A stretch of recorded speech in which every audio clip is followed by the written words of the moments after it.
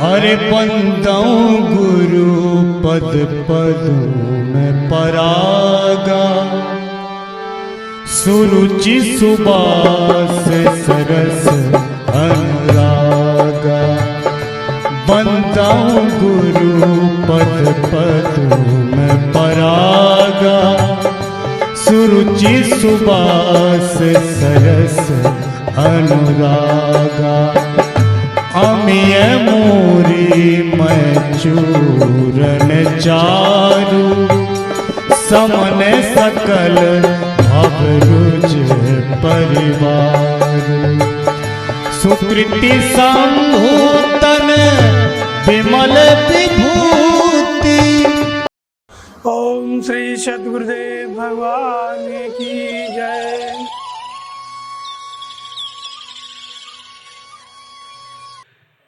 महामृत्युंजय, मृत्यु पर विजय प्राप्त करने वाली महामृत्यु, उसी को कहते हैं महामृत्युंजय। क्या है महामृत्युंजय? जो है, एक बार क्या हुआ, मार्कंडेय मुनि के पिता थे मृकेंड मुनि, और मृकेंड मुनि, उनको कोई पुत्र नहीं था।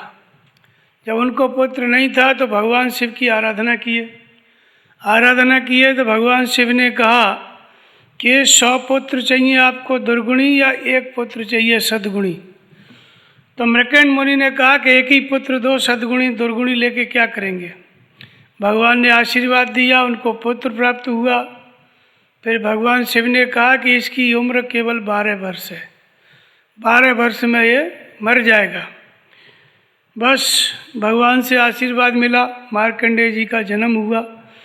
मार्कंडेय जी तीव्र बुद्धि के थे, प्रज्ञावान थे। 11 साल के होते होते वेद शास्त्र उपनिषद सब का अध्ययन कर लिया, प्रकांड विद्वान हो गए। मृत्यु में जब 1 वर्ष बचा तो 1 साल जो है वो पुष्पभद्रा नदी के किनारे भगवान शिव की आराधना में लीन हो गए।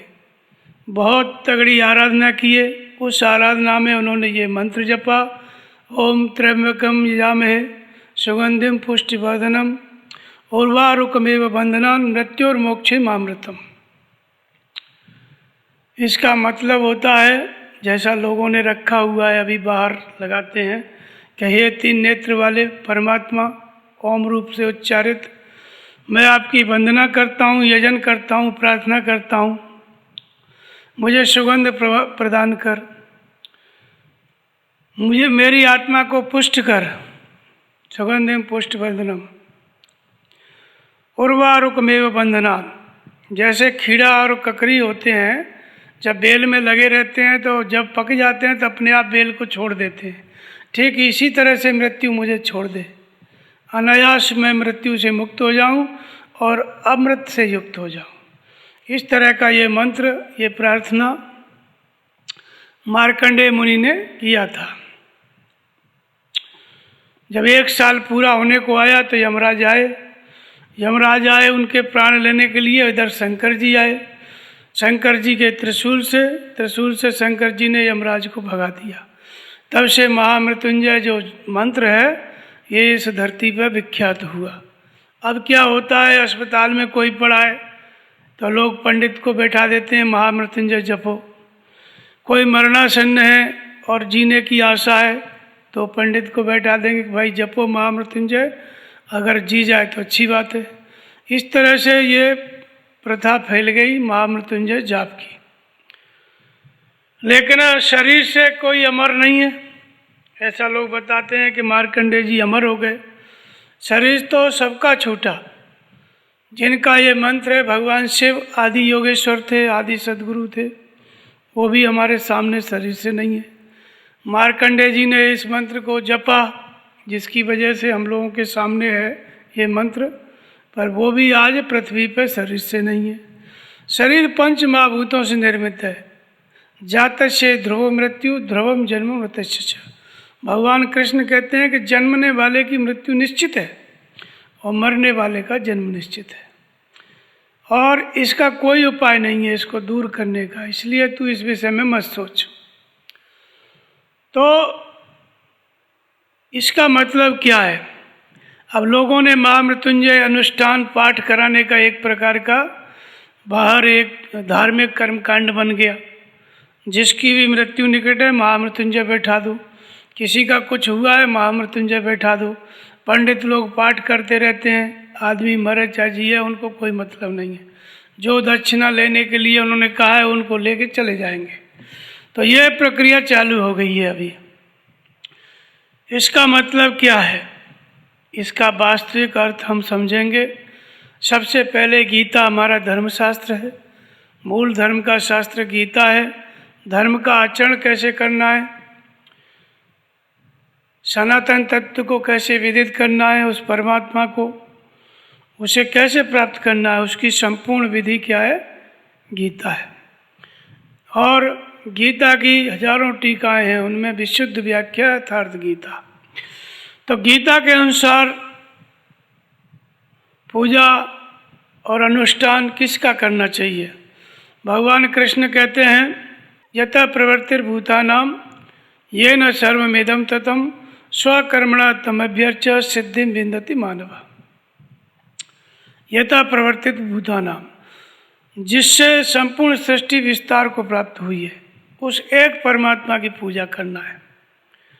लेकिन करना कैसे है, तो स्वकर्मणा तमभ्यर्च सिद्धिं विन्दति मानव। स्वभाव से उत्पन्न कर्म करने की क्षमता के अनुसार करना है। स्वभाव से उत्पन्न कर्म करने की क्षमता किसी की शूद्र श्रेणी की है, कोई शूद्र स्तर का है, तो उसी स्तर से उसी एक परमात्मा की पूजा करेगा जो हमारे सबके हृदय में है, जिससे संपूर्ण सृष्टि विस्तार को प्राप्त हुई है। उसी एक परमात्मा की पूजा शूद्र स्तर का साधक वो करेगा, स्वभाव से उत्पन्न कर्म करने की क्षमता है। उसी एक परमात्मा की पूजा वैश्य स्तर का साधक करेगा, उसी एक परमात्मा की पूजा क्षत्रिय और ब्राह्मण स्तर का साधक करेगा। अपने स्वभाव से उत्पन्न कर्म करने की क्षमता जिसकी जैसी है, परमात्मा एक ही है पूजा करने वाला, वो अलग अलग नहीं है। हमारा स्तर अलग अलग है, कोई ब्राह्मण का, कोई क्षत्रिय, कोई शूद्र स्तर का है संसार में साधक, लेकिन पूजा एक परमात्मा की। और भगवान कृष्ण ने अध्याय 16 में कहा, यह 17 में भी कहा, यह शास्त्र विधिमुत्सृज्य वर्तते काम कारत न च सिद्धिम न वाप्नोति न सुखम न परम गति। शास्त्र विधि का त्याग करके जो मनमाने ढंग से आचरण करता है, शास्त्र विधि को त्याग करके, उसके लिए न सिद्धि है न सुख है। न च सिद्धिम न वाप्नोति न सुखम न परम गति, और न परम गति है। इसलिए अर्जुन क्या करना है क्या नहीं करना है, भगवत पथ में भगवान की प्राप्ति के लिए रास्ता क्या है, कौन से मार्ग पर चलना है, किस मार्ग पर नहीं चलना है, उसके लिए प्रमाण क्या है, प्रमाण शास्त्र है और कोई और शास्त्र नहीं। गीता इति गुह्यतमं शास्त्रम विधि मुक्तम मया नव एतद् बुद्ध्वा बुद्धिमान स्यात् कृतकृतस्य भारत। भगवान कृष्ण कहते हैं अध्याय 13 में, इतना भी अध्याय 15 में कहते हैं कि इतना ही गोपनीय से अति गोपनीय शास्त्र मेरे द्वारा तेरे प्रति कहा गया, और इसको समझ करके आचरण करके तू कृतार्थ हो जाएगा। फिर भी कृतार्थ का मतलब कर्म का जो परिणाम है परमात्मा, वो विदित हो जाएगा, कुछ भी शेष नहीं बचेगा।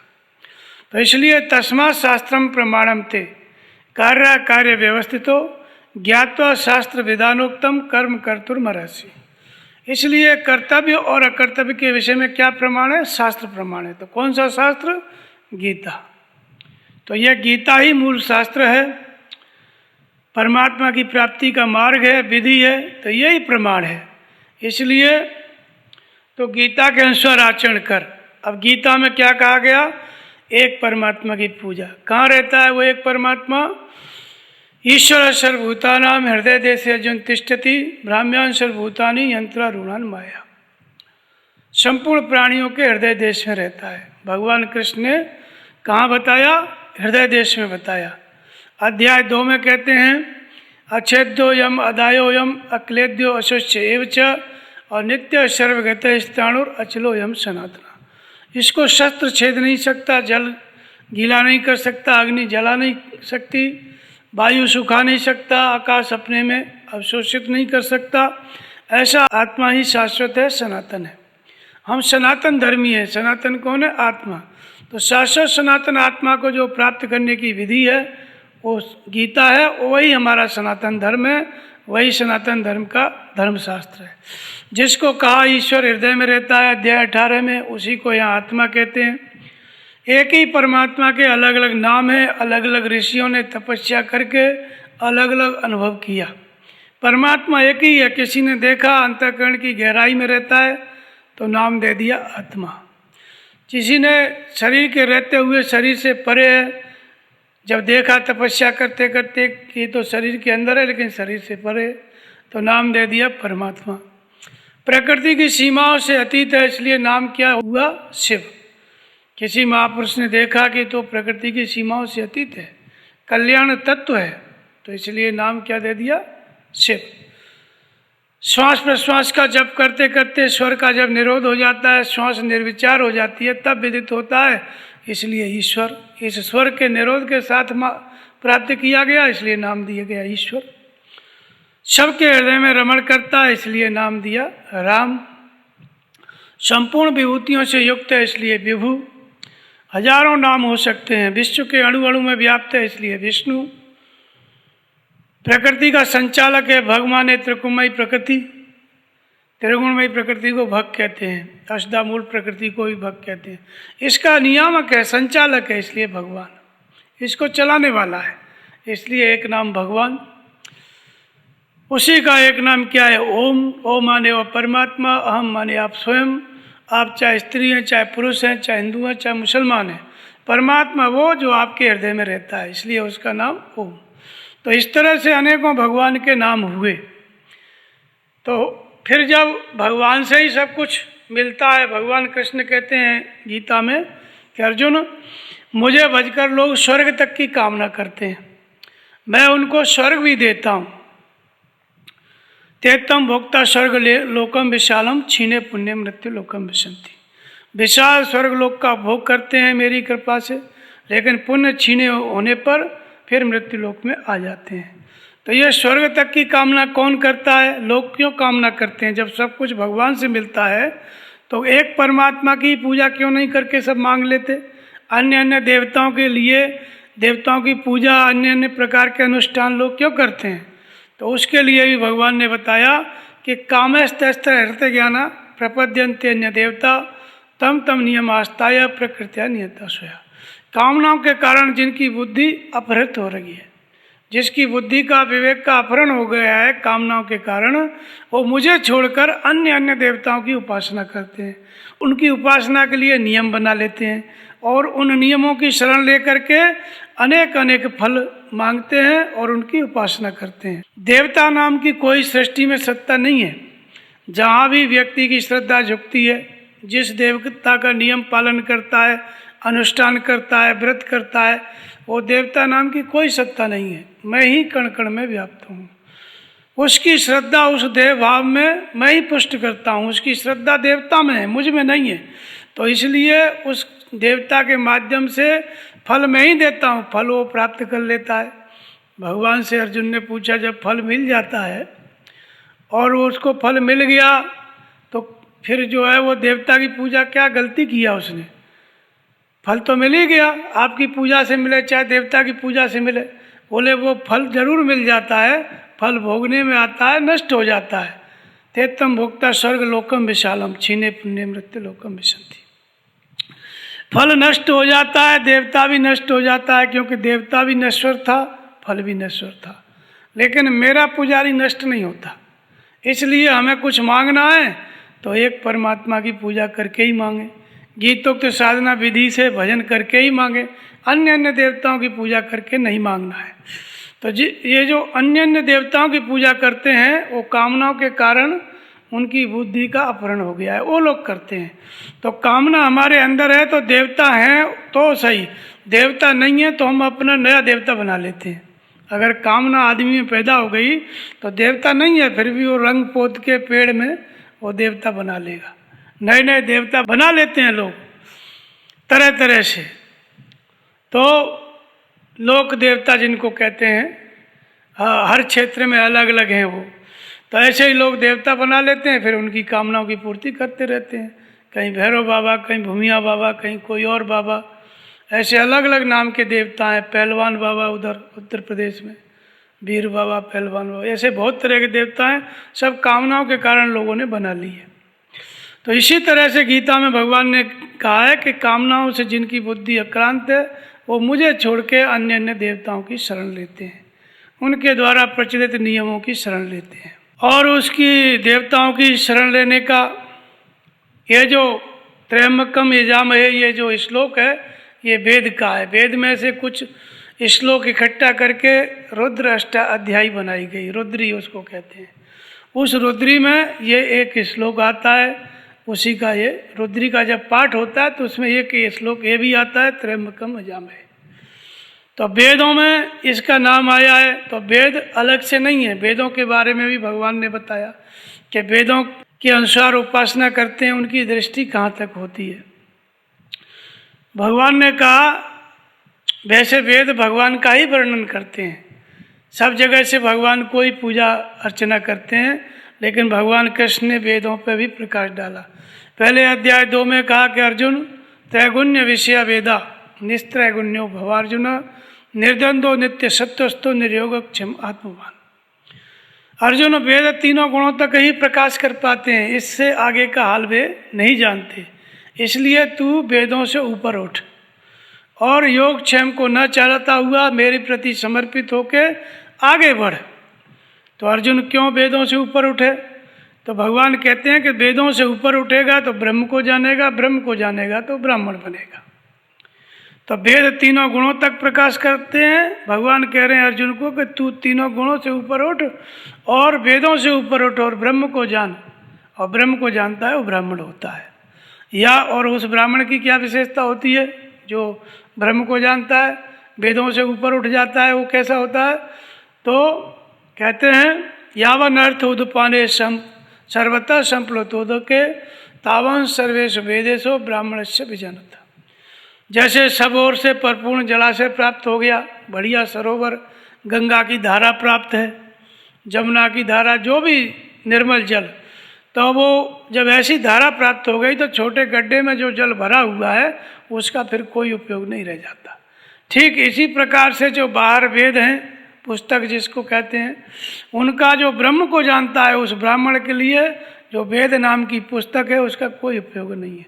पीछे वालों के लिए थोड़ा बहुत उपयोग है, लेकिन उसके लिए कोई प्रयोजन नहीं। जैसे गंगा की धारा प्राप्त हो गई तो छोटे गड्ढे वाले जल से कोई मतलब नहीं, वैसे ही ब्रह्म को प्राप्त कर लिया उसके लिए वेदों की जो पुस्तक है उससे कोई उसका प्रयोजन नहीं। उसका प्रयोजन रहता है जो पीछे वाले, जो यहाँ तक नहीं पहुँचे हैं, उनके मार्गदर्शन के लिए वो पुस्तक है। तो भगवान कहते हैं कि तू वेदों से ऊपर उठ, वेदों में मत उलझा रहे। तो वेदों से ऊपर उठेगा तो ब्रह्म को जानेगा। तो वेदों में जो लोग उलझ जाते हैं वो किस किस चीज़ में उलझते हैं?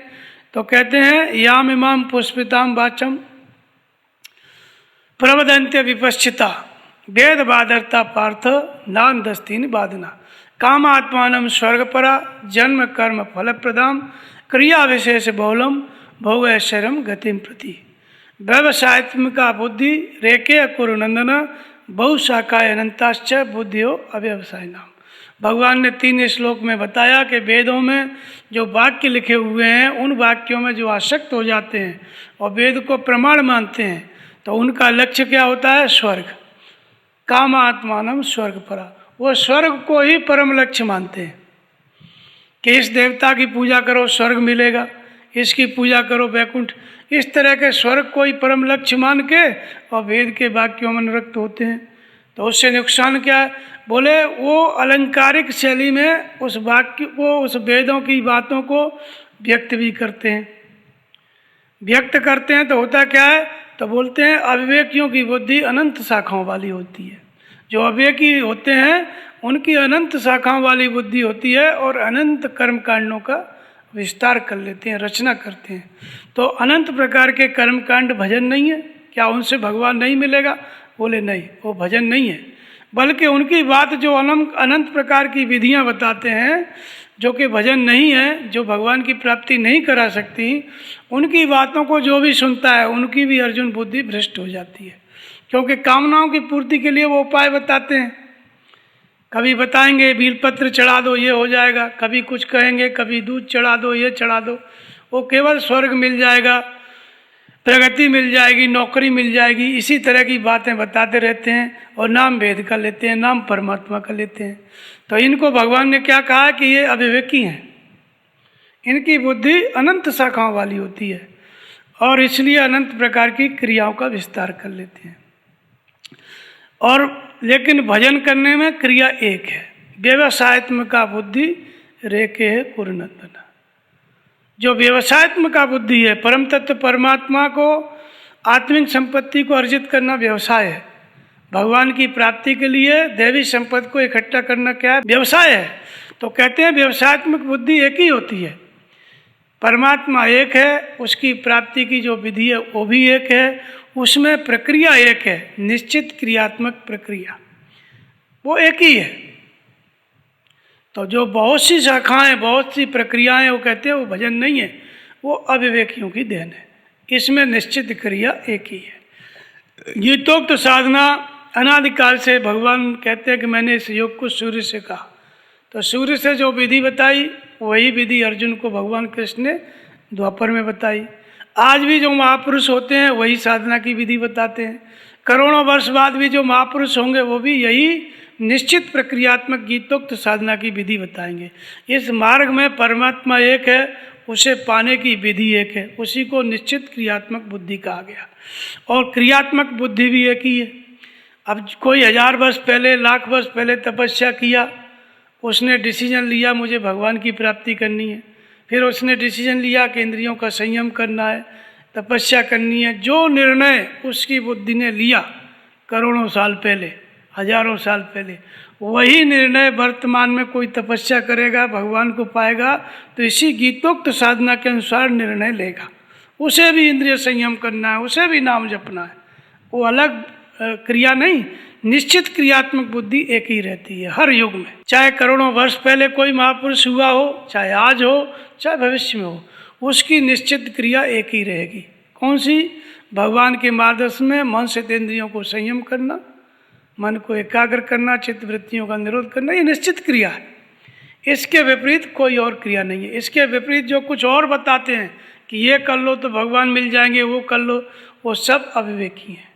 तो भगवान कृष्ण ने ये स्पष्ट किया कि वेद के वाक्यों में अनुरक्त हैं, उनका लक्ष्य क्या होता है? स्वर्ग होता है।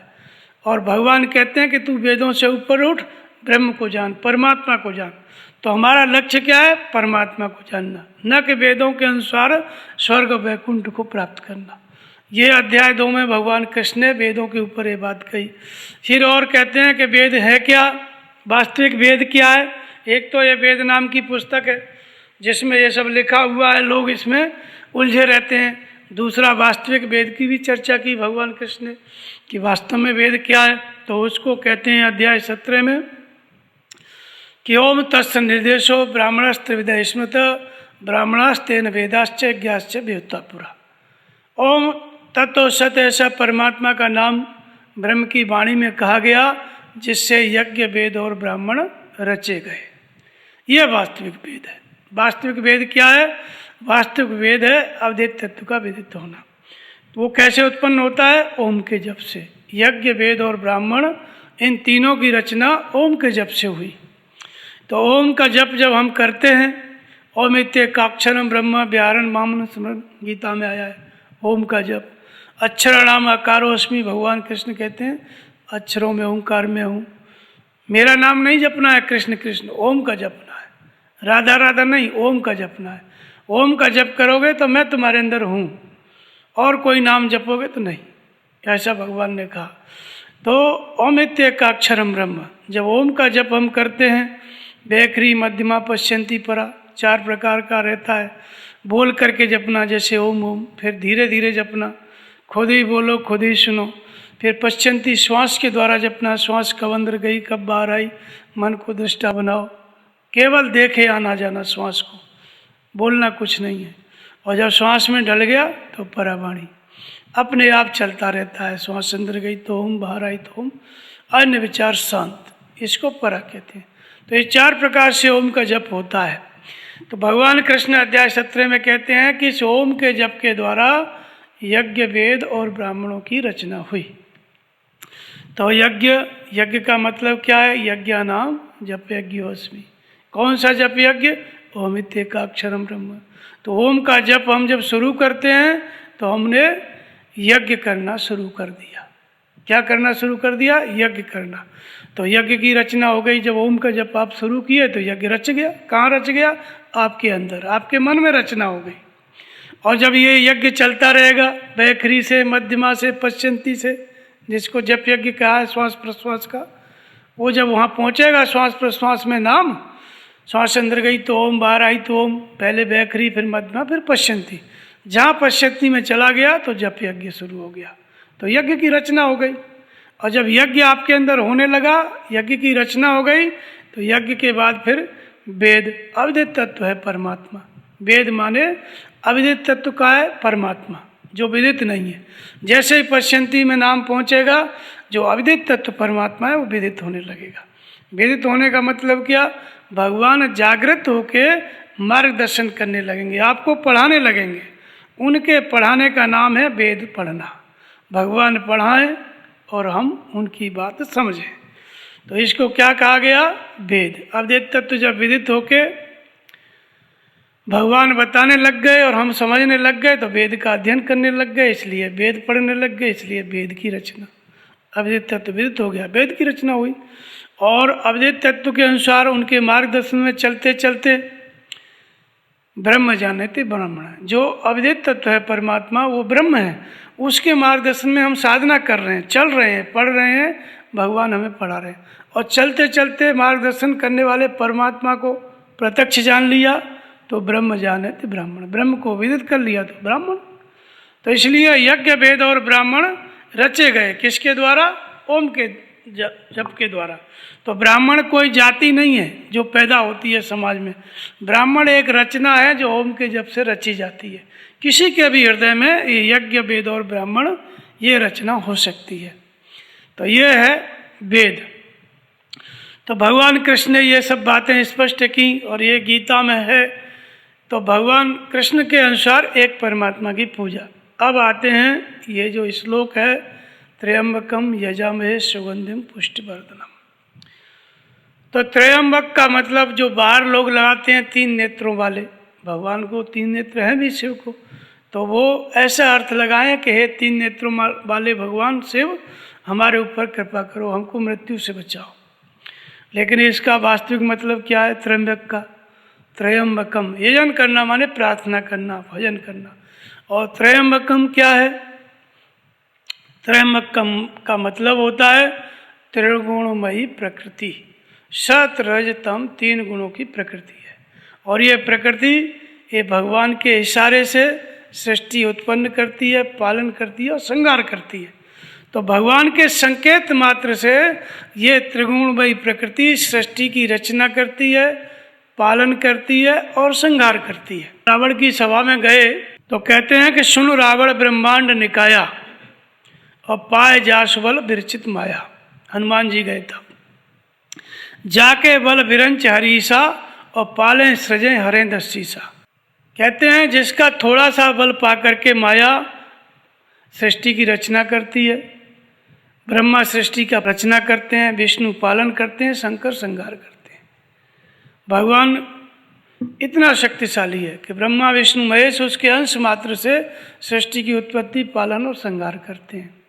फिर कहते हैं जाके बल लवलेशते जितने चराचर झार, उसका थोड़ा सा बल पाकर तूने चराचर विश्व को जीत लिया। मैं उसी परमात्मा का दूत हूँ। ये दूत जो थे वो अंगद जी थे। वो अंगद जी से वार्ता हो रहा है रावण का। तो कह रहे हैं कि मैं उसी का दूत हूँ जिसकी पत्नी का अपहरण करके तुम ले आए हो। तो थोड़ा सा बल पा करके माया जो है सृष्टि की रचना, सुन रावण ब्रह्मांड निकाया और पाए जास बल विरचित माया।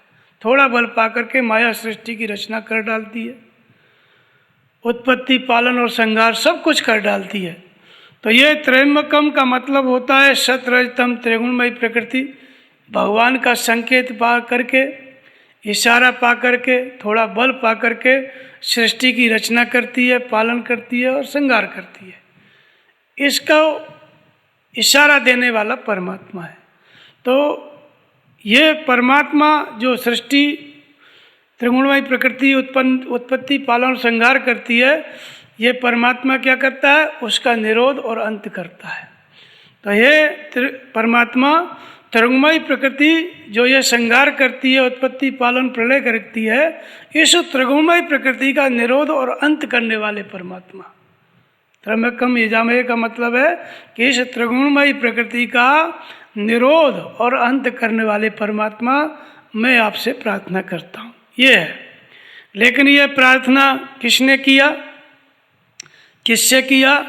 ये मार्कंडेय मुनि ने किया। और मार्कंडेय मुनि भगवान शिव की उपासना कर रहे हैं। तो शिव का मतलब पहले समझना पड़ेगा कि शिव क्या है। शिव के कई अर्थ में उपयोग हुए हैं। तो शिव को कहते हैं, शिवलिंग माने ज्योतिर्लिंग।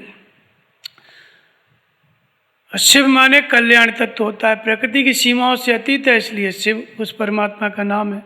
और ज्योतिर्लिंग का मतलब होता है ज्योति सामपि तज्ज्योति तमसे परमुच्यते और ज्ञानम ज्ञेयम ज्ञानगम्यम हृदय सर्वस्व विष्टतम।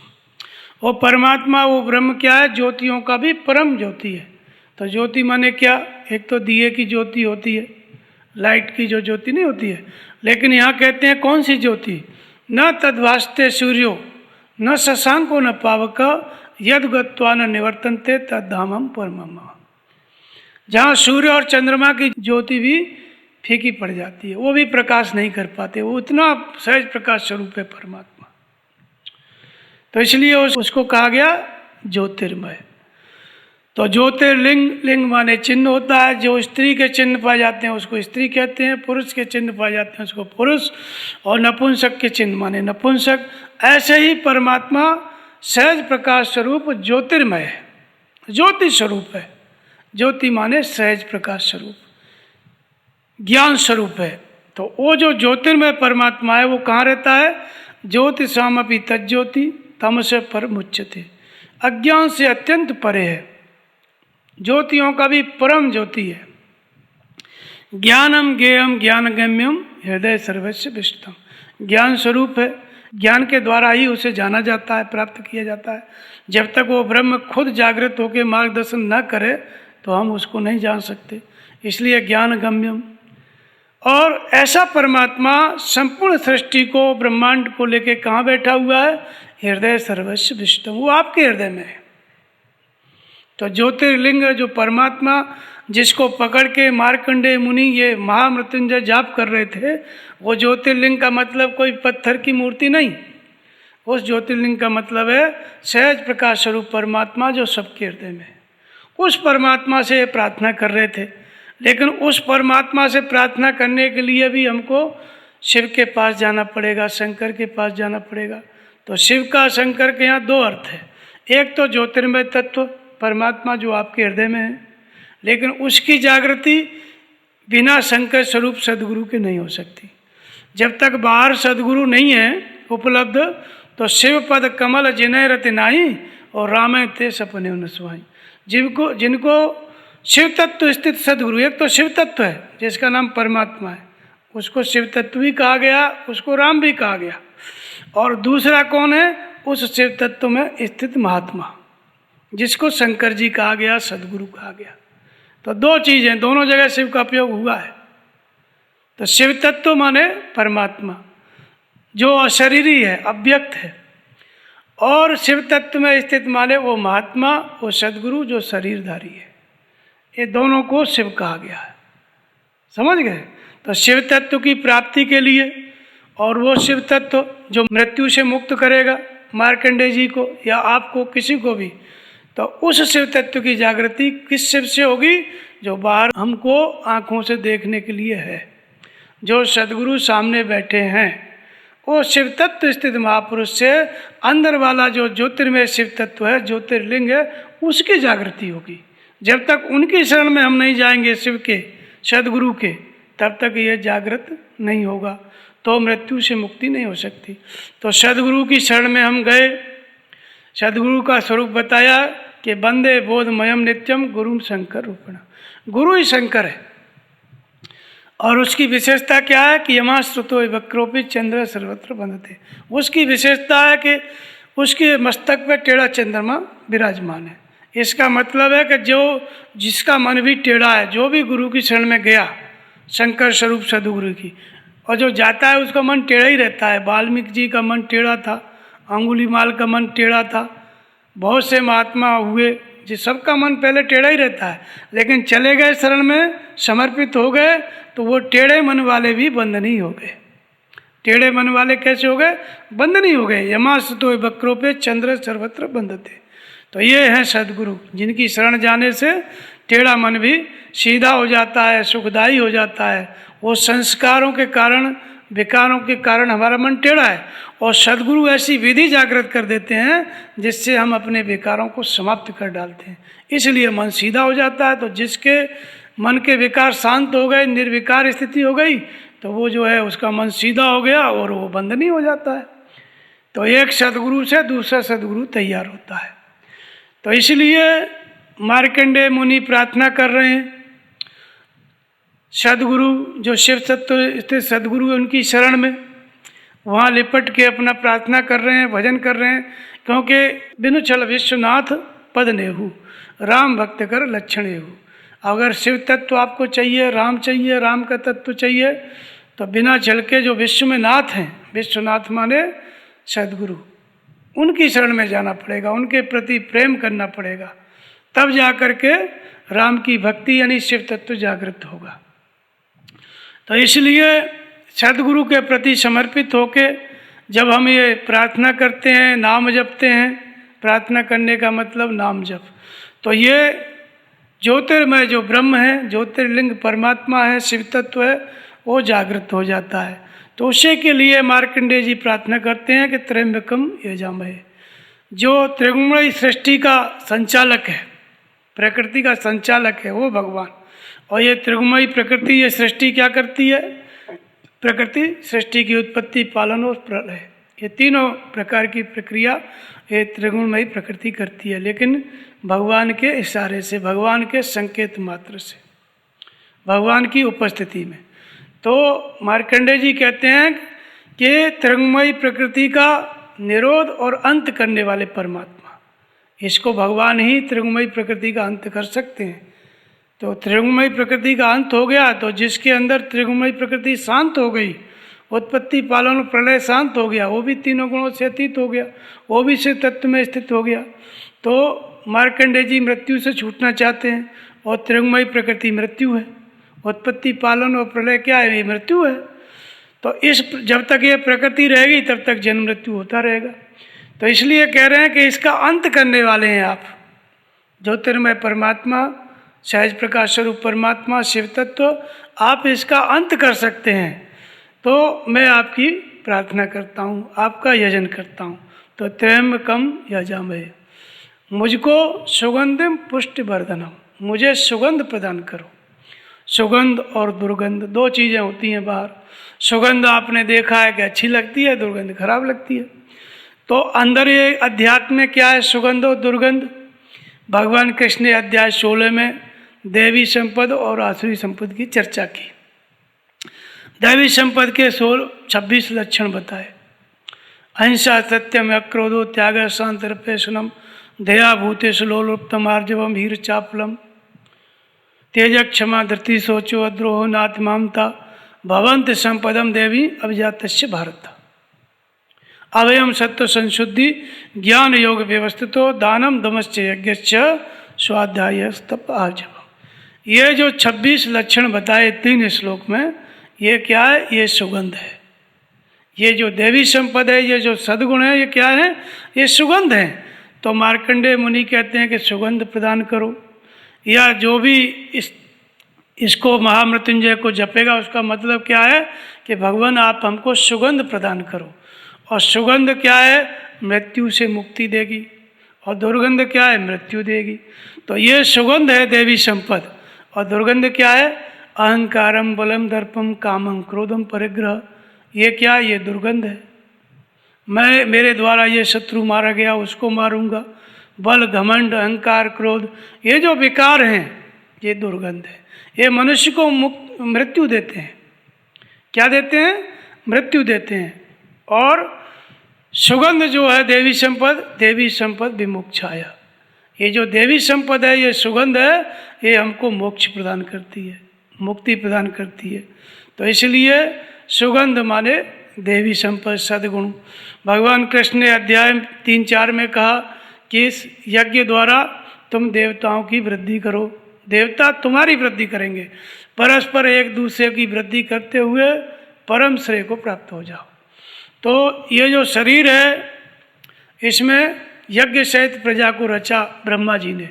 यज्ञ माने नाम का जप, और प्रजा माने देवी संपद, ये सब प्रजा है। तो इसकी रचना करके शरीर को भेजा है भगवान ने, साधन धाम मोक्ष कर द्वारा। भगवान की प्राप्ति का साधन करने के सारे सद्गुण इसमें हैं, उसी को प्रजा कहा गया, ब्रह्मा के द्वारा रची गई प्रजा। तो उसको भगवान कहते हैं कि यज्ञ द्वारा देवताओं की वृद्धि करो। ये जो 26 लक्षण अध्याय 16 में बताए, जब हम यज्ञ करते हैं, कौन सा यज्ञ? यज्ञानाम जप यज्ञस्मि, नाम का जप करेंगे, सदगुरु के स्वरूप का ध्यान करेंगे, स्वाध्याय यज्ञ स्वयं का अध्ययन करेंगे, इंद्रियों का संयम करेंगे। ये सब यज्ञ हैं 14 प्रकार के। तो ये 14 प्रकार के यज्ञ नाम जप से संपादित होते हैं और सदगुरु के स्वरूप के ध्यान से। ये 2 प्रमुख यज्ञ हैं, नाम का जप और स्वरूप का ध्यान। ये हम करने लगेंगे तो देवी संपद अपने आप बढ़ने लगेगी, सद्गुण अपने आप बढ़ने लगेंगे। तो नाम जप, सेवा और सदगुरु का ध्यान, इससे क्या होता है? देवी संपद बढ़ती है।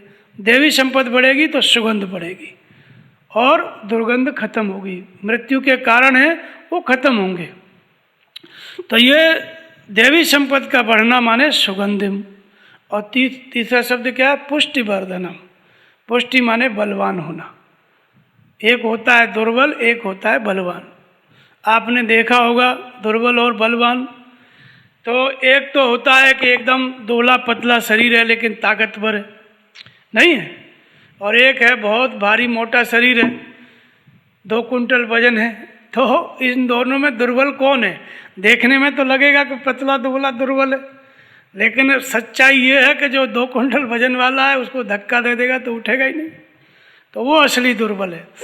तो भजन से दुर्बलता और सबलता, इसका संबंध भजन से है।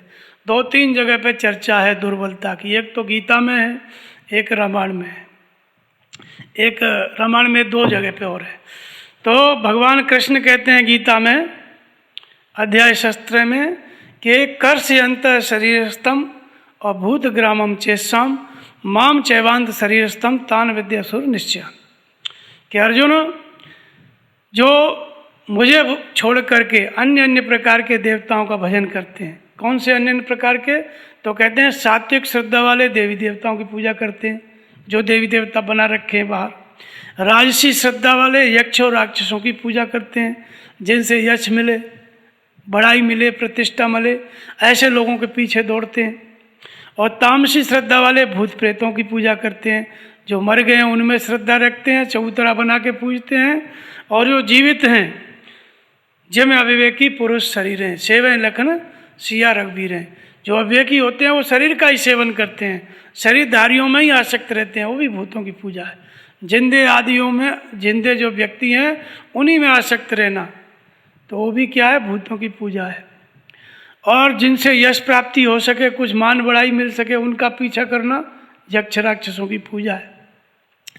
और जो बाहर देवी देवताओं के मंदिर हैं इनमें पूजा करना देवताओं की पूजा है। लेकिन भगवान कहते हैं कि 3 प्रकार की श्रद्धा वाले, 3 प्रकार की पूजा करने वाले असुर हैं, तान विद्यासुर निश्चयान। तो सात्विक श्रद्धा वाले देवताओं को पूज रहे हैं और पूजने में कठिन परिश्रम कर रहे हैं, घोर तप को तपते हैं तीनों। जो नियम है भाई पूजा का, वो पूजा किसी को पैदल यात्रा करनी है तो यात्रा करके जाएगा कि नहीं? मंदिर वो देवी खड़ियार माता आशापुरा जाएगा पैदल, या कहीं भी मंदिर पे जाएगा। तो तपस्या तो कर रहा है, लेकिन किसके लिए कर रहा है? कामना की पूर्ति के लिए, भगवान की प्राप्ति के लिए नहीं कर रहा है। तो घोर तप को तपते हैं, इसलिए देवता की पूजा भी कर रहा है, पुण्य भी अर्जित हो रहा है, लेकिन वो असुर है, क्योंकि भगवान की तरफ नहीं जा रहा है, वो कुछ कामना है जिसके लिए परिश्रम कर रहा है। तो देवी देवताओं के पुजारी भी क्या हैं, गीता के अनुसार असुर हो जाते हैं। तो इसलिए इससे होता क्या है, कर्ष्यंत शरीर स्तंभ, शरीर में स्थित जो भूत समुदाय है और अंतर्यामी परमात्मा, इससे दूरी बढ़ती जाती है। जितना कामना करोगे, जितना देवताओं की पूजा करोगे, अनुष्ठान करोगे, उतना ही शरीर बढ़ेंगे, जन्म मृत्यु के कारण बनेंगे। क्योंकि कामना पूरी होती है तो नई कामना को जन्म देती है। तो कामना के कारण संस्कार बढ़ेंगे, संस्कार बढ़ेंगे तो जैसे 10 जन्म में भगवान मिलने हैं तो 20 जन्म में मिलेंगे। तो भगवान से हमारी दूरी बढ़ जाती है। इसलिए ये आत्मा को दुर्बल करने वाले हैं, मुझसे दूरी पैदा करने वाले हैं, और भूत समुदाय को भी दुर्बल करने वाले हैं। यानी भूत समुदाय दुर्बल है तो कैसे होता है, पंचभूतों से शरीर बना है। तो जब हमको 10-20 जन्म में भगवान मिलेंगे और हम कामना करते चले गए, फिर 40 जन्म हो गए, 100 जन्म हो गए, तो भूत समुदाय भी दुर्बल हो गया। भूत समुदाय भी क्या हो गया, दुर्बल हो गया। आपने देखे होंगे पेड़ जैसे बहुत सारे बीज जाम जाते हैं ना पेड़ के नीचे, तो कोई भी बीज पनपता नहीं है। बरगद के नीचे 1000 पेड़ जम गए तो हजारों में से कोई नहीं पैदा, कोई बरगद नहीं बढ़ेगा, क्योंकि उसकी छाया में पनपेगा भी नहीं। तो ऐसे ही ये क्या होता है कि हजारों शरीर, हमको अनंत शरीरों की दूरी बढ़ गई। 10-20 शरीर में जन्म में भगवान मिलने थे और कामना करने के कारण हजारों जन्म लेने पड़े, माने हजारों जन्म बढ़ गए, क्योंकि एक एक कामना एक एक शरीर है। तो फिर क्या है, ये दुर्बल हो गया भूत समुदाय। और भजन चिंतन से क्या होता है, सबल होता है। भजन चिंतन माने नाम का जप, दूसरा भजन नहीं, हृदय स्थित ईश्वर में श्रद्धा स्थिर करना, नाम का जप, सदगुरु का ध्यान। ये वाला जब हम भजन करते हैं एक परमात्मा का, तो फिर हमारे शरीरों का जन्म मृत्यु जो है, जैसे कम से कम जन्म लेने पड़ेंगे। आज से आप भजन किए तो 100-200 जन्म, 50 जन्म, जितने भी लेंगे भगवान की तरफ चलेंगे, तो भूत समुदाय भी सबल होता जाएगा और आत्मा की दुर्बलता भी कम होती जाएगी, पुष्ट होती जाएगी। क्योंकि जन्म मृत्यु के कारण कम हो रहे हैं भजन से। और देवताओं की पूजा करेंगे, कामना करेंगे, तो जन्म मृत्यु के कारण भी बढ़ेंगे और शरीर भी अधिक लेने पड़ेंगे। तो भगवान और हमारे बीच में जो दूरी हो जाती है, उसी को कहते हैं कि आत्मा को कृश करने वाले हैं, दुर्बल करने वाले हैं। और दूरी कम हो रही है तो पुष्ट हो रही है आत्मा। तो जब हम यज्ञ करते हैं, नाम का जप करते हैं, भजन करते हैं, तो ये आत्मा पुष्ट होती है। जब जन्म मृत्यु के कारण हमारे समाप्त होते जाते हैं तो आत्मा पुष्ट होती है और भूत समुदाय सबल होता है, क्योंकि शरीर कम लेने पड़ेंगे। ये भूतों का ये जो प्रोडक्शन हाउस है, इसमें कम प्रोडक्शन पैदा करने पड़ेंगे, शरीर कम होंगे, इसलिए भूत समुदाय सबल होगा। और ज़्यादा प्रोडक्शन बढ़ गया तो दुर्बल हो जाएगा। तो ये है, इसी बात को भगवान कृष्ण ने इस तरह गीता में बताया, और रामायण में आप देखिए इसी बात को बताया है, पुष्ट होना और दुर्बल होना क्या है। रावण जब अपना आतंक मचाने लगा, उसने देखा कि देवता लोग जो है, देख सबल रिपु जाए पर आई और ते सन्मुख नहीं करें लड़ाई। देखा कि हमारे शत्रु साधारण मनुष्य नहीं है, हमारे बैरी विबुध बरूधा, ये देवताओं के जो समूह हैं ये हमारे शत्रु हैं, और ये सामने आके लड़ते नहीं हैं। जैसे ही हम युद्ध के लिए जाते हैं, भाग जाते हैं, छुप जाते हैं गुफाओं में। तो इनका मरना कैसे होगा, इनको कैसे मार सकते हैं। तब फिर रावण ने उपाय सोचा कि इनका जो मरण है वो होगा कि दुज भोजन मख होम सराधा, इनकर जाय करो तुम बाधा। दुज जो ब्राह्मण यज्ञ करते हैं, देवताओं के लिए हवन करते हैं, इनसे देवताओं का बल बढ़ता है, ये और बलवान होते जाते हैं। तो जहाँ जहाँ यज्ञ हो रहा है, गौशाला खुली है, इन सब को हटा दो, समाप्त कर दो। तो निशाचरों ने उसकी बात मानी और जय जय देश धैन दुज पावे और नगर गांवपुर आग लगावे, आग लगा देते थे, यज्ञ विध्वंस करते थे। ये सब आतंक रावण का होने लगा। फिर बोले इससे होगा क्या, बोले इससे ये होगा कि क्षुधाहीन बलहीन सुर सहजे मिली हैं आए और के मारियों के छाणियों बड़ी भांति अपनाए। रावण ने कहा कि जब इनको यज्ञ ब्राह्मण नहीं करेंगे तो भोजन नहीं मिलेगा, देवताओं को भोजन नहीं मिलेगा तो भूखे प्यासे क्षुधाहीन हो जाएंगे, तो अपने आप सरेंडर करेंगे। जैसे ये क्या बोलते हैं, यूक्रेन का युद्ध चल रहा था, तो ट्रंप ने कहा कि भारत खरीद रहा है तेल डीजल, और इसका स्रोत है ये डीजल जो भारत खरीदता है तेल, इस तेल को बंद करो। भारत खरीदना बंद करेगा तो रूस अपने आप सरेंडर हो जाएगा। ऐसा विचार था उसका। तो बहुत प्रयास किया, ये जो टैरिफ वैरिफ क्या क्या सब लगाया। तो ऐसे ही रावण ने सोचा कि ये ब्राह्मण यज्ञ करते हैं, देवता बलवान होते हैं, ये जल्दी आके पकड़ में नहीं आएंगे, इसलिए यज्ञ का विध्वंस करो और होम श्राद्ध सबको समाप्त करवाओ। ब्राह्मणों को गाय गौशाला सब खत्म करो। गौशालाओं से घी आता था यज्ञ के लिए, गौशाला ही नहीं रहेंगी, जला देंगे तो घी नहीं आएगा, यज्ञ नहीं होगा। ठीक इसी तरह से रावण ने सोचा। तो फिर जो है देवता बलहीन हो जाएंगे तो आके मिलेंगे। तो मैं उसी बात को बता रहा था कि दुर्बल कब होती है आत्मा, जब देवी संपत्ति नहीं बढ़ती, जब यज्ञ नहीं होता।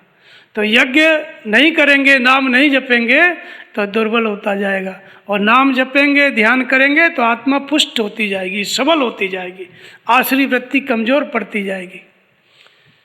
तो ये रावण के द्वारा ये बात बताई गई कि कैसे हम बलवान होते हैं, कैसे देवता। और फिर एक जगह और आया है कि विभीषण जब तक था रावण के पास तो लाखों वर्ष तक उसने राज्य किया।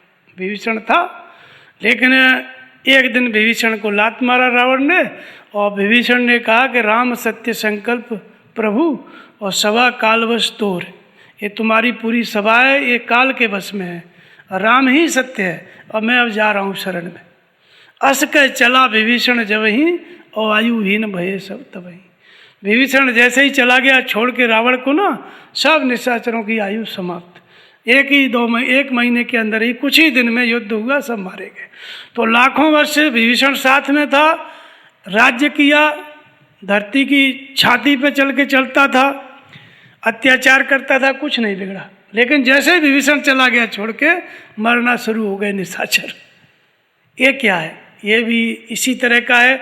जीवात्मा ये विभीषण है। जब तक जीवात्मा संसार में आसक्त है, मोह ही रावण है, क्रोध ही कुंभकर्ण है, लोभ ही नारंतक है, कामरूपी मेघनाथ, इनमें जीवात्मा जब तक इनका सपोर्ट दे रहा है, इनके समर्थन में खड़ा है, तब तक इन विकारों को कोई खत्म नहीं कर सकता, क्योंकि आत्मा का बल मिल रहा है उसको, हम उनके साथ में हैं। लेकिन जैसे ही इनका त्याग करके भगवान की शरण में जीव चला गया, सब निशाचरों की आयु खत्म। तो भगवान की शरण में गया विभीषण, निशाचर मारे गए। तो इसलिए पुष्ट होने का मतलब क्या है? भगवान की शरण में जाना, भजन करना। और दुर्बल होने का मतलब है कि हम इन विकारों के दबाव में बने हुए हैं, काम क्रोध राग द्वेष के। तो इस तरह से भी पुष्ट होना, बलवान होना कहा गया। एक जगह विश्वामित्र जी जो है भगवान राम को विद्या दी है। कैसी विद्या दी है? कि जाते लागन क्षुधा पिपासा और अतुलित बल तनु तेज प्रकाशा। भूख प्यास लगती नहीं थी, ऐसी विद्या प्रदान की है विश्वामित्र जी। लेकिन जब वहाँ पहुँचे जनकपुर में, तो भोजन कर मुनिवर विज्ञानी, लगे कहन कछु कथा पुरानी। भगवान राम को विद्या दी है और जनकपुर में भोजन करने लग गए। तो ये कौन सी विद्या है? वास्तव में विद्या है क्या? ब्रह्म गतिर प्रदाया। विद्या वही है जो हमारे पास आए और ब्रह्म गति को प्रदान कर दे, हमें ब्रह्म की तरफ ले चले, इसको कहते हैं विद्या। तो जाते लागन क्षुधा पिपासा, अतुलित बलतन तेज प्रकाशा। क्षुधा पिपासा, भूख प्यास नहीं लगती थी। तो बाहर की भूख प्यास की बात नहीं थी, बाहर तो दोनों भोजन कर रहे थे। भगवान राम भी जनकपुर में प्रमुख अतिथि थे और विश्वामित्र भी। तो कौन सी विद्या दिए थे? बाहर के भूख प्यास से मतलब नहीं था। कौन सी भूख प्यास नहीं? जब नाम जपते हैं, नाम जपते जपते जब कंठ से नाम जपने लगते हैं, ध्यान लगने लगता है, तो कंठ कूपे क्षुत पिपासा निवृत्ति। कंठ, जब नाम कंठस्थ हो जाता है, नाम में रस लेने लगते हैं, तो आशा तृष्णा रूपी भूख की प्यास नहीं लगती। कौन सी भूख प्यास? आशा और तृष्णा, ये बड़ी भूख है। लेकिन जैसे ही ध्यान लगने लगता है, नाम कंठस्थ हो जाता है, कंठ में चला जाता है, तो आशा तृष्णा रूपी भूख प्यास नहीं लगती। और अतुलित बल तनु तेज प्रकाशा, आत्मा पुष्ट हो जाती है। अतुलनीय तेज परमात्मा का आत्मा में बढ़ने लगता है, आत्मा का तेज बढ़ने लगता है। क्योंकि तेज तो विकारों में जाता था, लेकिन नाम जपते जपते चित्त ध्यानस्थ हो गया, तो आत्मा का तेज आत्मा में आने लगा, तो आत्मा पुष्ट होने लगती है, तेज बढ़ने लगता है। तो अतुलित बल तनु तेज प्रकाशा, तो ये है आत्मा का पुष्ट होना। भरत जी भजन करते थे, देह दिनों दिन दूबर होई, और घटे तेज बल मुख छब सोई। शरीर का जो बल था वो तो सूखता जाता था, दुर्बल होता जाता था, लेकिन मुख छब सोई, मुख पे प्रसन्नता थी, तेज और बल बढ़ रहा था। तो कौन सा तेज? आत्मा पुष्ट हो रही थी, आत्मा का बल बढ़ रहा था। तो इसी बात को मार्कंडेय जी कह रहे हैं कि सुगंधिम पुष्ट वर्धनम। सुगंध माने देवी संपद, सद्गुण। जब सद्गुण बढ़ने लगते हैं तो आत्मा सुगंधित होने लगती है, उसकी सुगंध फैलने लगती है। और क्या बढ़ने लगता है? पुष्ट होने लगती है, बल बढ़ने लगता है, आत्मा का तेज बढ़ने लगता है। तो तेज मतलब पुष्ट वर्धनम। तो त्रयम्बकम यजामहे, ये काम कौन करता है? जो त्रिगुणमय प्रकृति को निरुद्ध और उसका अंत करने वाला परमात्मा है। ज्योतिर्मय शिवलिंग, शिव तत्व हमारे हृदय में, वो परमात्मा बाहर के शिव तत्व में स्थित सदगुरु के ध्यान से और नाम जप से जागृत होकर के परमात्मा ये काम करता है। यानी मृत्यु से मुक्ति दिलाने के लिए भगवान ये सब काम कर रहे हैं। तो सुगंधिम पुष्टिवर्धनम उर्वारुकमेव बंधनान। उर्वारुकमेव बंधनान मतलब जैसे ककड़ी और खीरा अपने आप उसको छोड़ देता है सूख जाने पर, इसी तरह से कह रहे हैं कि मेरी मृत्यु से मुझे मुक्त करो। तो ककड़ी और खीरा उर्वारुकमेव, बाहर तो ककड़ी खीरा छूट जाता है तो फिर जहाँ पे गिरता है ज़मीन में फिर अगले साल हो जाता है, वो कहाँ मुक्त होता है? वो तो फिर पैदा हो जाता है। तो ये मुक्त होना क्या है? एक तो उर होता है, उर्वारुक उसको कहा गया, ककड़ी खीरा को, ये तो उदाहरण दिया गया। वास्तव में उर क्या होता है? हमारा हृदय। उर प्रेरक रघुवंश विभूषण ब्रह्म निरीय सकल उर्वासी। सबके हृदय में परमात्मा रहता है, उसको उर कहा गया। तो परमात्मा रहता है तो किस रूप में रहता है? परमात्मा तो रहता है, लेकिन हमारे अंदर एक बेल है। और बेल क्या है? जिसमें खीरा और ककड़ी की तरह हमारे शरीर लगते हैं। हमारी बेल क्या है हमारे अंदर? उर में चित्तवृत्ति। चित्तवृत्ति क्या है? एक बहुत बड़ी लता है, और इसमें खीरा और ककड़ी की तरह हमारे शरीर, हम जन्म लेते रहते हैं और पक पक के गिरते रहते हैं। मृत्यु होती है ना, पक पक के गिरना। तो ये वाली बेल है। इस बेल से जो है कैसे अलग होंगे? ये तो बेल ही समाप्त होगी तभी अलग हो सकते हैं। तो ये चित्त वृत्ति का पट प्रसार ही संसार है, और चित्त वृत्ति के प्रसार के अंदर ही हमारा ये शरीर है। और अनंत शरीर पीछे लाइन में खड़े हैं, पहले ले चुके हैं अतीत में, भविष्य में आने वाले समय में फिर हम पैदा होंगे। और ये चित्त वृत्ति इसी तरह से ये फल, जन्म मृत्यु रूपी फल देती रहेगी। तो ये जन्म मृत्यु का अंत करना है, उसी के लिए तो ये महामृत्युंजय मंत्र है ना, मृत्यु से मुक्ति पाने के लिए। तो उर में जो चित्त वृत्ति का प्रवाह है, जिसमें शरीर पैदा होते हैं, तो हमें करना क्या है? भगवान से प्रार्थना करके मार्कंडेय जी कह रहे हैं कि जैसे खीरा ककड़ी की तरह अलग हो जाता है, वैसे ही मुझे अलग कर दो, मुक्त कर दो। तो मुक्त कब होंगे? योग चित्त वृत्ति निरोधा। योग क्या है? बोले चित्त की वृत्तियों का निरोध योग है। जो चित्त की वृत्तियां हैं, क्लिष्ट अक्लिष्ट दो प्रकार की, देवी आसुरी दो प्रकार की वृत्तियां हैं, सजाती विजाती। तो योग क्या है? चित्त वृत्तियों का निरोध। पहले विजाती है काम क्रोध राग द्वेष, उसका निरोध करो। फिर सजाती भगवान की प्राप्ति वाली देवी संपद, उसकी भी जरूरत नहीं है, वो भी निरुद्ध हो गई। तो दृष्टा अपने स्वरूप में स्थित हो गया। जहाँ चित्त वृत्ति का निरोध हुआ तो दृष्टा आत्मा सहज प्रकाश स्वरूप परमात्मा के स्वरूप में स्थित हो जाता है, जन्म मृत्यु से मुक्त हो जाता है। तो वास्तव में ये क्या है? मृत्यु से मुक्ति खीरा और ककड़ी की तरह। कबीर कहते हैं, जा मरने से जग डरे सो मेरो आनंद, कब मरियों कब पाइयों व्यापक परमानंद। जिससे जगत डरता है वो मेरा आनंद है, कब मरूंगा कब प्राप्त करूंगा व्यापक परमानंद। तो जीवत में मरना भला और जो मर जाने कोई, और मरने ते प्रथम मरे अजर अमर सोई होए। तो यहाँ ये जो मृत्यु है ये महामृत्यु है। एक मृत्यु से छूटने के लिए हमें महामृत्यु की जरूरत पड़ती है। तो महामृत्यु क्या है? कि जीते जी मरना। मरना कोई जाने, जीवत में मरना भला।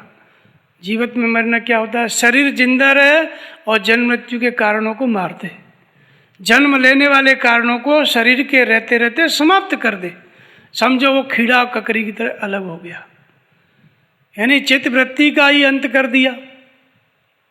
तो तपस्या करते करते, भजन करते करते, नाम जपते जपते ऐसी अवस्था आ जाए कि चित्तवृत्ति का निरोध हो जाए और उसका अंत हो जाए, तो दृष्टा आत्मा अपने सहज स्वरूप में स्थित हो जाता है। तो कबीर कहते हैं कि जीविते जी शरीर को मर जाए, जीते जी जो शरीर के कारण है, जन्म मृत्यु के कारण है, उनको समाप्त कर दे, ये वाली मृत्यु सबसे श्रेष्ठ है। तो शंकराचार्य ने भी इसको कहा है कि वही मृत्यु सराहनीय है जिसके पीछे जन्म न हो, वही जन्म सराहनीय है जिसके बाद मृत्यु न हो। तो यही बात यहाँ पे बताई गई कि खीड़ा और ककरे की तरह हम जो है, हमारी चित्तवृत्ति का निरोध हो जाता है तो जन्म मृत्यु का अंत हो जाता है, तो जीवित में मरना हो गया। भगवान कृष्ण इसी बात को कहते हैं कि अंतकाल क्या है, यम यम वापी स्मरण भावम तेजंती अंते कलेवरम तम तमे वेति कौन्तेय सदा तद्भाव भाविता।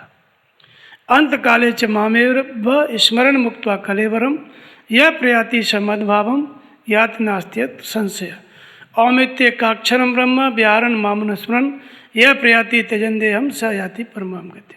अंत काल की बात करते हैं कि एक तो अंत काल है शरीर का अंत, यम यम वापी स्मरण भावम, जो व्यक्ति मरता है अंत समय में जैसा भाव रहता है स्मृति में, उसी भाव को प्राप्त होता है, यानी पुनर्जन्म होता है उसका। और दूसरा अंतकाल क्या है कि जो नाम ओमित्य का अक्षरम ब्रह्म, ओम का जप करता है, मेरे स्वरूप का ध्यान करता है, तो इस शरीर के जीते जी वो मर जाता है। नाम जपते जपते, ध्यान करते करते इस शरीर के जीते जी शरीर के जो जन्म के कारण थे उनको समाप्त कर दिया। इसको कहते हैं शुद्ध अंतकाल। इसी को कहते हैं संस्कारों का समापन। तो एक भी संस्कार है तो एक शरीर जीवित है। तो ध्यान करते करते, नाम जपते जपते जहाँ अंतिम संस्कार शांत हुआ, अंतिम संस्कार शांत होते ही परमात्मा की प्राप्ति। ये क्या है? ये शुद्ध अंतकाल है, ये शुद्ध मृत्यु है। इसी को महामृत्यु कहते हैं, इसी को मृत्युंजय कहते हैं। अंतिम संस्कार शांत हुआ, भगवान की प्राप्ति, मृत्यु पर विजय, काल पर विजय। तो ये जीते जी होता है, जीवत में मरना वाला ये जीते जी है, ये मरने के बात नहीं है। तो अवधु जीवत में कर आशा, कबीर कहते हैं जीते जी आशा करो, मुए मुक्ति गुरु कहे स्वार्थी। अगर गुरु कहता है मरने के बाद मुक्ति होगी तो स्वार्थी है, झूठा दे विश्वासा। तो मुक्ति, मृत्यु से मुक्ति कहो, मोक्ष कहो, उस शरीर के रहते रहते होती है। भगवान कृष्ण ने जिसको अंतकाल कहा, अंतकाल माने शरीरों का अंत, शरीर यात्रा का, शरीर यात्रा कर्म की पराकाष्ठा में पूरी होती है। शरीर यात्रा माने संस्कारों के आधार पे पुनरप जन्मम पुनरप मरणम, ये शरीर यात्रा है, आत्मा कर रही है। लेकिन ध्यान करते करते, नाम जपते जपते जहाँ अंतिम संस्कार शांत हुआ तो जीती जी मर गया, मृत्यु से मोक्ष हो गया, अब नहीं मरना पड़ेगा। इसी को महामृत्यु कहा गया। इसी के आधार पे नाम पड़ा महामृत्युंजय। मृत्यु पे के मृत्यु को जीतने के लिए महामृत्यु, यानी अंतिम संस्कार जीते जी शांत हो गया तो महामृत्यु। इसी को महाप्रलय कहा गया। तो इसको कहा गया कि उर्वारुक में बंधनान, जहाँ चित्तवृत्ति शांत हुई, निरोध हुआ, तो खीरा और ककरी की तरह शरीर के रहते हुए शरीर से अलग हो गया। यानी खीड़ा ककड़ी का उदाहरण दिया कि शरीर के रहते हुए शरीर से तपस्या कर रहा है, जीवित है, और शरीर के जो जन्म मृत्यु के कारण थे उनको समाप्त कर दिया। जब वो कारण समाप्त हो गए तो खीड़ा और ककड़ी की तरह अलग हो गया, जीते जी। इसको कहते हैं मृत्युंजय, मृत्यु पर विजय। और उर्वारुक बंधनान, मृत्युर मोक्ष, मृत्यु से तो मुक्ति मिल गई, सुगंध से भरपूर हो गया, दुर्गंध जो अविद्या विकार सब खत्म हो गए, और मोक्ष मिल गया, मृत्यु से मोक्ष हो गया। और कहते हैं अमृत से संयुक्त करो। मार्कंडेय जी कह रहे हैं कि मृत्यु से तो मुक्त कर दो और अमृत से संयुक्त कर दो। तो अमृत किसको कहा गया? आत्मा ही अमृत स्वरूप है। अंतवंत में देहा नित्य स्युक्ता शरीरणा अनाशिनो अप्रमेश्य तस्माद युद्धस्य भारत। ये शरीर क्या है? अंतवंत है, मरण धर्मा है। तो मृत्यु से मुक्ति हो गई, मोक्ष हो गया और अमृत से युक्त हो गया। अमृत किसको कहते हैं? तो सत्य और असत्य को भगवान ने कहा कि आत्मा ही सत्य है, शाश्वत है, सनातन है, यही अमृत स्वरूप है। अंतवंत में देहा नित्य स्युक्ता शरीरणा, ये शरीर क्या है? अंतवंत है, इसका अंत होना निश्चित है। और नित्य स्युक्ता शरीरणा अनाशिनो अप्रमेश्य तस्माद, इसमें आत्मा ही अविनाशी है। अविनाशी तु तद्विद्वि ये न सर्वमिदं ततम विनाशमभ्यस्याश्च तस्माद् विदुषभावता। आत्मा क्या है? अमृत स्वरूप है। इसको शस्त्र काट नहीं सकता, अग्नि जला नहीं सकती। आत्मा ही अमृत स्वरूप है। तो जैसे ही मृत्यु घटित होती है, अंतिम संस्कार शांत हुआ, तो आत्म तत्व का संचार हो जाता है, अमृत का संचार हो जाता है। जब रावण मारा गया तो अमृत की वर्षा हुई। सुधा वृष्टि भई दो दल ऊपर, और जिए भालू कप नहीं रजनीचर। निशाचर तो जिंदे नहीं हुए और बंदर भालू जिंदे हो गए। ये है अमृत की वर्षा। तो क्या अमृत भी पक्षपात करता है? वास्तव में अमृत की वर्षा है क्या? तो जब मोह समाप्त हो जाता है, मोह रूपी रावण, संसार से आसक्ति समाप्त हो जाती है, तो चित्त शांत हो जाता है, निरुद्ध हो जाता है, तो उसमें आत्म तत्व का संचार हो जाता है। आत्मा ही अमृत है। शरीर मरण धर्मा है, इसमें जो आत्मा है वो अमृत है। जब आत्म तत्व का संचार हो गया तो जो ब्रह्माचमनी प्रवृत्ति थी, बानरी सेना, वो ब्रह्माचमनी प्रवृत्ति यानी सद्गुण पूरी तरह विकसित हो गए, वो अमर हो गए। और काम क्रोध राग द्वेष, मोह रूपी रावण, लोभ रूपी नारायण तक, ये समाप्त हो गए। अगर ये जिंदे हो गए तो अमृत की क्या उपयोगिता है, क्या विशेषता है? अगर बेकार फिर से जिंदे हो गए तो अभी अमृत मिला ही नहीं। अमृत मिलने का मतलब है कि निर्विकार स्थिति। अगर काम क्रोध लोभ जिंदे हो गए तो कैसा अमृत? तो इसलिए निशाचर नहीं जिए, क्योंकि निशाचरों को जिंदा नहीं करता है अमृत। तो इसलिए जिए भालुकप नहीं रजनीचर। तो गए कहाँ? निशाचर जिंदे नहीं हुए तो ये कहाँ चले गए? तो इसको कहते हैं रामाकार भय तिनके मन, और मुक्त भय छूटे भवबंधन। जैसे कोई मकान बनता है तो इसमें ईंटा गारा मसाला नहीं लगता है, तो मकान बना, राम रूपी मकान, परमात्मा का प्राप्ति रूपी मकान, परमात्मा का घर बना, तो ये निशाचर क्या हो गए? ईंटा बालू बन के लग गए उसमें। ये राम के आकार में काम आ गए सब, ये मटेरियल बन के उस भगवान के निवास में चले गए सब। इसलिए ये भी मुक्त हो गए। जब भगवान के घर में काम आ गया इनका शरीर मन इनकी शक्ति, तो भगवान के ही रूप में आ गए ना, इसलिए मुक्त हुए। मुक्त भय छूटे भवबंधन। वो इस तरह से मुक्त हो गए बानर भालू अमृत से, और ये उसमें काम आकर के मुक्त हो गए। तो ये मतलब है इसका। तो राम के आकार में बदल गए, संपूर्ण आश्रय संपद राम के आकार में बदल गई, राम के स्वरूप में बदल गई, तो वो भी मुक्त हो गए। तो वो जिंदे नहीं रहते हैं, अमृत उनको जिंदा नहीं किया, लेकिन वो कहाँ हो गए? वो भी अमर, वो राम के आकार में बदल गए, राम के रूप में वो काम आ गए सब। तो इसलिए ये है। तो और इसका वर्णन आया है कि मृत्यु पर विजय क्या है, काल पर विजय क्या है, रामचरितमानस में। रामचरितमानस में आया है, कुंभज ऋषि का प्रसंग है। भगवान राम जाते हैं पंचवटी में, राम पूछते हैं कि मैं कहाँ पे रहूँ। कुंभज ऋषि बोलते हैं कि आप कहाँ नहीं हैं, आप तो सब जगह हैं। उनकी अवस्था ही ऐसी थी। लेकिन बताते हैं भगवान राम को कुंभज ऋषि कि उमर तरु विशाल तब माया, आपकी जो माया है उमर के फल के समान है, उमर के पेड़ के समान है। उमर तरु विशाल तब माया, फल ब्रह्मांड अनेक निकाया। उमर का पेड़ होता है गूलर का, उसके तने पे छोटे छोटे गूलर के फल लगे रहते हैं। गूलर कहते हैं, कहीं उमर कहते हैं, कहीं कुछ और बोलते होंगे। उनमें क्या होता था, पहले बच्चे लोग वो फल टूट टूट के गिरते थे ना, फोड़ के देखते थे तो बहुत जंतु रहते हैं छोटे छोटे मच्छर की तरह।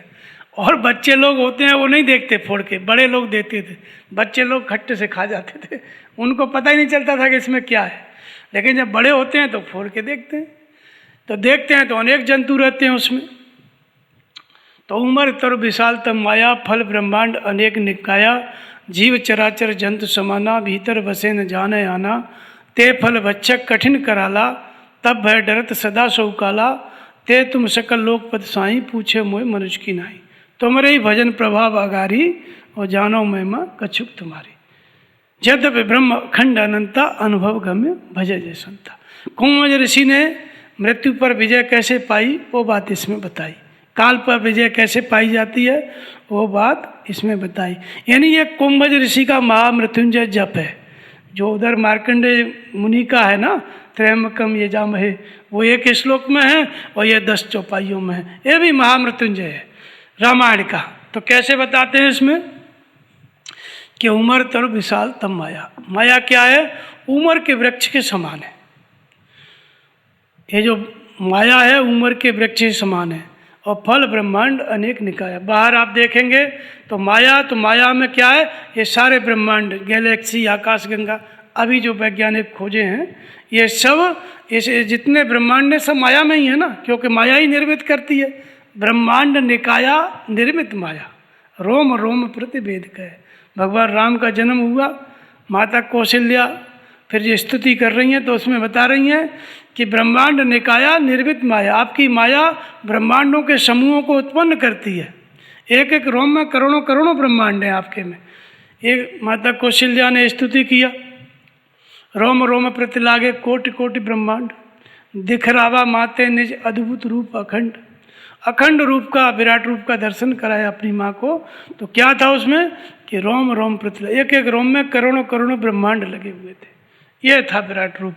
तो वही बात कहते हैं, उसी बात को कुंभज ऋषि देख के बता रहे हैं कि आपकी माया उमर के वृक्ष के समान है। एक उदाहरण दिया उमर का पेड़, और इसमें अनेकों ब्रह्मांड जो हैं वो अनेक गूलर के फल हैं, और अनेकों ब्रह्मांडों में जो जीव हैं, सृष्टि है, वो क्या है, जीव चराचर जंतु समाना। चराचर जंतु के समान जो छोटे छोटे जीव हैं वो अनेकों ब्रह्मांड में जीव हैं, और एक जीव दूसरे जीव की स्थिति नहीं जानता है।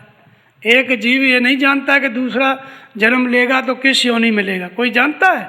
नहीं जानता है। ये इस तरह से, ये तो बाहर का स्थूल बात है। अपने अंदर हमको, कुंभज ऋषि ने अपने अंदर माया को देखा ना, तो अपने अंदर इसका मापतोल क्या है? तो वास्तव में मन का प्रसार है, मैं और मोर तोड़ते माया, यही माया है। और इस मन के अंतराल में, इस माया के अंतराल में हमारा एक एक शरीर क्या है, एक एक ब्रह्मांड है।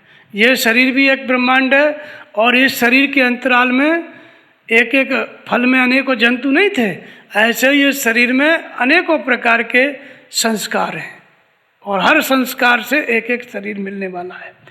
ये संस्कार, एक संस्कार से हमको ये शरीर मिला, अगले संस्कार से कौन सा शरीर मिलेगा ये हम नहीं जानते, कोई नहीं जानता कि अगला शरीर कौन सा मिलेगा। तो कुंभज ऋषि कह रहे हैं कि भीतर बसे न जाने आना, हमारे अंदर अनंत संस्कार हैं, लेकिन किस संस्कार से कौन सा शरीर मिलेगा एक दूसरे को हम नहीं जानते, हम उसको नहीं बता सकते। इस फल को भक्षण कौन करता है, इस शरीर रूपी ब्रह्मांड के फल को कौन खाता है? तो कहते हैं ते फल भक्षक कठिन कराला, और तब भय डरत सदा सो काला। ये जो शरीर रूपी फल है, ब्रह्मांड रूपी फल, इसका भक्षण करने वाला काल है। काल इसका भक्षण करता है। समय आने पे शरीर छूटेगा, दूसरा पैदा हो जाएगा, दूसरा जंतु शरीर धारण कर लेगा, ये ब्रह्मांड बना लेगा।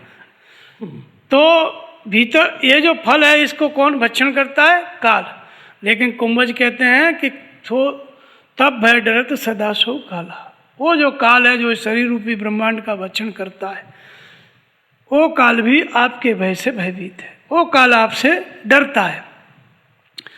अगर हमको काल पे विजय प्राप्त करना है, मृत्यु को जीतना है, तो भगवान हमारे अंदर होने चाहिए जो आने वाली मृत्यु के बारे में बता सकें और उसको समाप्त कर सकें। काल की गति को भगवान बता सकें, समाप्त कर सकें। जैसे कुंभज ऋषि देख रहे हैं कि काल डर रहा है आपके डर से, ऐसे हम देखने लगे कि काल डर रहा है भगवान के डर से। ये व्यवस्था हमारे अंदर कब आती है? जब हम भजन करने लगते हैं। भजन कैसा? यद्यपि ब्रह्म अखंड अनंता अनुभव गम्य, अनुभव गम्य भजन होना चाहिए। तो अनुभव क्या है? अन माने अतीत, भव माने संसार। संसार क्या है? संसार का मतलब भव। भव माने क्या होता है? भव माने होना होता है। हम जो अतीत में हो चुके हैं वो भी संसार था हमारा, वर्तमान में जो हैं ये भी भव है, ये भी हमारा संसार है, और भविष्य में जो हम होंगे वो भी हमारा संसार है। तो भव माने संसार, जो अतीत में जो हमने किया है उसके बारे में भगवान बताएं और मुक्त करें। वर्तमान में जो हम कर रहे हैं उसको भी भगवान बताएं और मुक्त करें, और भविष्य में आने वाले जो हमारे संस्कार हैं, जो हमको दुख सुख मिलने वाला है, उसके बारे में भी भगवान बताएं और हमको मुक्त करें। तो इसको कहते हैं अनुभव। अन माने अतीत और भव माने संसार, यानी जो हम होना चाहते हैं, जो हो चुके हैं, भगवान उससे हमको मुक्त कर दें। इस जागृति को कहते हैं अनुभव। जब ये जागृति हमारे अंदर आ गई, ये कब आती है? जिस स्तर पर हम खड़े हैं। घर में है चाहे वन में है, हमारी प्रार्थना ऐसी हो वह भगवान जागृत होकर हमें बताने लगे ये सही है ये गलत है, और उस मार्गदर्शन में हम चलने लगे, भगवान हमारा योगक्षेम करने लगे। फिर राम की न चाहे सोई हुई, भगवान जो चाहे वही होने लगे, हमारे मन का न हो। इस अवस्था में आकर के भजन क्या होता है, अनुभव गम्य। कुंभज ऋषि की यही अवस्था थी। कुंभज का मतलब होता है नाभि कमल की जानकारी। जब चित्त केंद्रित हो जाता है, ध्यानस्थ हो जाता है, तब माया क्या है, माया का व्यू आकार क्या है, संस्कार कैसे हैं, कितने हैं और कैसे कटेंगे, ये सब भगवान बताते हैं। वही बात कुंभज ऋषि बता रहे हैं कि तब वह डरत सदा सो काला। संस्कार के अधीन शरीर है, एक एक संस्कार एक एक शरीर है, लेकिन संस्कार से शरीर मिलेगा तो बाद में, पहले ही भगवान बता दिए तो संस्कार कट गया तो शरीर मिलना खत्म। तो वो काल जो है डर गया कि नहीं डर गया, नहीं डर गया। तो काल किसको कहते हैं, तो काल काल सब कोई कहे, कालन चीने कोय, जितनी मन की कल्पना काल कहावे सोए। काल माने परिवर्तन, समय परिवर्तन। समय परिवर्तन होता है तो शरीर परिवर्तन होता है, इसी का नाम काल है, इसी को मृत्यु कहते हैं। मृत्यु माने भी परिवर्तन होता है, यानी शरीर बदल गया, नया शरीर मिल गया, इसी का नाम मृत्यु है ना। तो इस मृत्यु को जब साधक भजन करता है, अनुभव गम्य, अनुभवों के आश्रित जो संत भजन करते हैं, अनुभवों के आश्रित माने भगवान के आश्रित, भगवान चला रहे हैं, बता रहे हैं और हम समझ के नाम जप रहे हैं, ध्यान करें, ये है अनुभव। जब ये भजन हम करने लगते हैं तो आने वाले कल्पना को, कामना को, जो चिंतन आने वाला है, और जो आने वाला चिंतन है उसी से हमको जन्म और मृत्यु मिलेगा। तो आने वाले दुख को, उस चिंतन को भगवान पहले ही बता देते हैं, तो फिर साधक क्या करता है, नाम जपते जपते ध्यानस्थ हो जाता है। ध्यानस्थ हो गया तो विकार और संस्कार कट गया। तो जो हमारा मन भविष्य में कुछ करने वाला है, काल की गति में जाने वाला है, काल की तरफ जाने वाला है, भगवान पहले ही बता दिए, हम समझ गए तो काल डर गया। जब भगवान बताए, जैसे कोई भी विचार आया आपके मन में, तो दायां कपार फड़का, चलो ठीक है, बायां फड़क गया, गलत है, फड़कते ही आपने विचार रोक दिया, ध्यान में लग गए, नाम जप में लग गए। तो जो विचार था वही तो काल था, वही तो कल्पना थी, वही तो आवागमन में फेंकने वाला था, जो गलत विचार था। भगवान ने बताया, विचार का त्याग कर दिया, तो काल डरा कि नहीं डरा, तब है किसके डर से, भगवान के बताने से डरा। और ये भगवान बता रहे हैं कौन है, यही राम है, यही अनुभव है, यही राम है, अनुभव रूपी राम, विज्ञान रूपी राम। तो भगवान बताएं और हम अपने कर्मों को, संस्कारों को काटें। जब हम काटने लगते हैं तो काल डरने लग गया। तो ये है मृत्युंजय, कुंभज ऋषि का महामृत्युंजय। महामृत्यु यानी संस्कार मरते जाते हैं, शरीर के कारण समाप्त होते जाते हैं, अंतिम संस्कार खत्म, महामृत्यु की घटना घट गई, महामृत्युंजय। मृत्यु पे विजय प्राप्त हो गई, काल पे विजय प्राप्त हो गई। ठीक इसी प्रकार के दो उदाहरण और हैं, प्रलय के, महाप्रलय के। प्रलय को भी कहते हैं महामृत्यु, मृत्युंजय। तो प्रलय में क्या होता है कि एक मनु ने प्रलय देखा, महाराजा मनु ने। जब प्रलय होने वाला था तो भगवान ने कहा कि देख प्रलय होने वाला है, चारों तरफ जल अपलावन होगा, जल ही जल हो जाएगा, सृष्टि डूब जाएगी। तुम अपने भ्राताओं को लेकर नाव में बैठ के आना, और मैं हिमालय में रहूँगा मत्स्य रूप में, मेरे में एक सींग रहेगा मस्तिष्क में, उसी सींग से नाव को बांध देना। तो मनु अपने भ्राता सप्त ऋषि और 2-3 ऋषि 11 ऋषियों के साथ वो नाव में बैठ गए। नाव में बैठे, जल अपलावन होने लगा, जल बढ़ने लगा, संपूर्ण सृष्टि डूब गई, केवल वो मत्स्य पानी में तैर रहा था, इधर मनु की नाव तैर रही थी। जब मत्स्य आया तो सिंह में नाव बांध दिए मनु, और इसके बाद सृष्टि डूब गई। प्रलय मनु ने देखा। इसके बाद दूसरा प्रलय का वर्णन भागवत में आता है 12 स्कंद में, यही मार्कंडेय जी मुनि।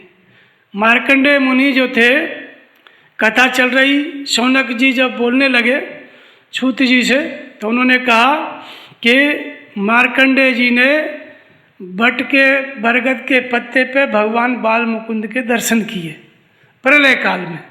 तो शौनक मुनि ने पूछा सूत जी से कि मार्कंडेय जी तो हमारे ही कुल के थे और हमसे कुछ साल पहले हुए, उनके बाद तो कोई सृष्टि नहीं डूबी, कैसा प्रलय देखा उन्होंने। तब फिर उन्होंने उत्तर दिया सूत जी ने कि एक बार मार्कंडेय जी भजन कर रहे थे, भजन कर रहे थे तो भगवान खुश हुए। भगवान खुश हुए तो भगवान से उन्होंने वरदान मांगा कि भगवान मैं आपकी वो माया देखना चाहता हूँ जिससे प्रेरित होकर के जीव नाना प्रकार के जन्म मृत्यु के चक्र में जाता है, वो माया मैं देखना चाहता हूँ। भगवान ने वरदान दिया। फिर वो माया देखने के लिए मार्कंडेय मुनि अपने ध्यान में बैठे। ध्यान करते करते जब चित्त समाधिस्थ हुआ तो ध्यान के अंतराल में उन्होंने दृश्य देखा। क्या दृश्य देखा कि चारों ओर से समुद्र की लहरें बढ़ती चली जा रही है, सुनामी आ रही है, चारों तरफ से पृथ्वी, आकाश मंडल, तारामंडल सब पानी में डूब गए। वो मार्कंडेय मुनि भी बचने के लिए इधर उधर दौड़ रहे हैं। तो जब जल अपलावन हो गया, सब कुछ डूब गया, तो बरगद का पेड़ दिखाई पड़ा। और बरगद का पेड़ दिखाई पड़ा तो उसके पत्ते पे वो शिशु दिखाई पड़े, बाल मुकुंद भगवान। जब शिशु दिखाई पड़े तो शिशु ने जब देखा, इन्होंने उनका दर्शन किया। तो उन्होंने जब श्वास अंदर लिया तो शिशु की श्वास के साथ उसके अंदर चले गए। मार्कंडेय जी अंदर चले गए तो जो इनका आश्रम बाहर था उसी तरह का आश्रम उनके भीतर था भगवान के। और जब प्रश्वास किया, दूसरी श्वास बाहर छोड़ी तो फिर बाहर आ गए। बाहर आके देखते हैं तो अपना आश्रम ज्यों का त्यों।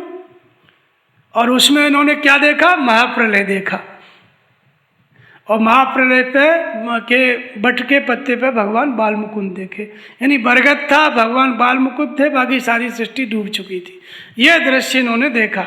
इसका मतलब क्या है? इसका मतलब है प्रलय, महाप्रलय, नित्य प्रलय, नैमित्तिक प्रलय 4 प्रकार का होता है। नित्य प्रलय का मतलब होता है आप लोग रोज सो जाते हो, फिर सुबह ही उठ जाते हो, ये रोज प्रलय होता है।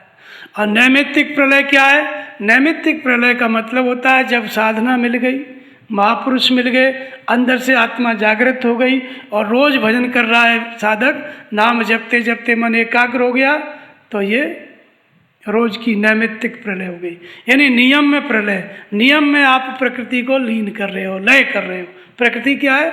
मन, इंद्रिया और शरीर। शरीर से भजन में बैठे हो, मन इंद्रियां संयमित हो गई और भगवान के नाम में लो लग गई। 10 मिनट के लिए ही लग गई, 20 मिनट के लिए ही ध्यान लग गया, तो नियम में लो लग गई, तो नियमित प्रलय।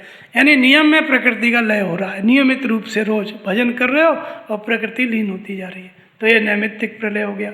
इसके बाद आता है प्रलय।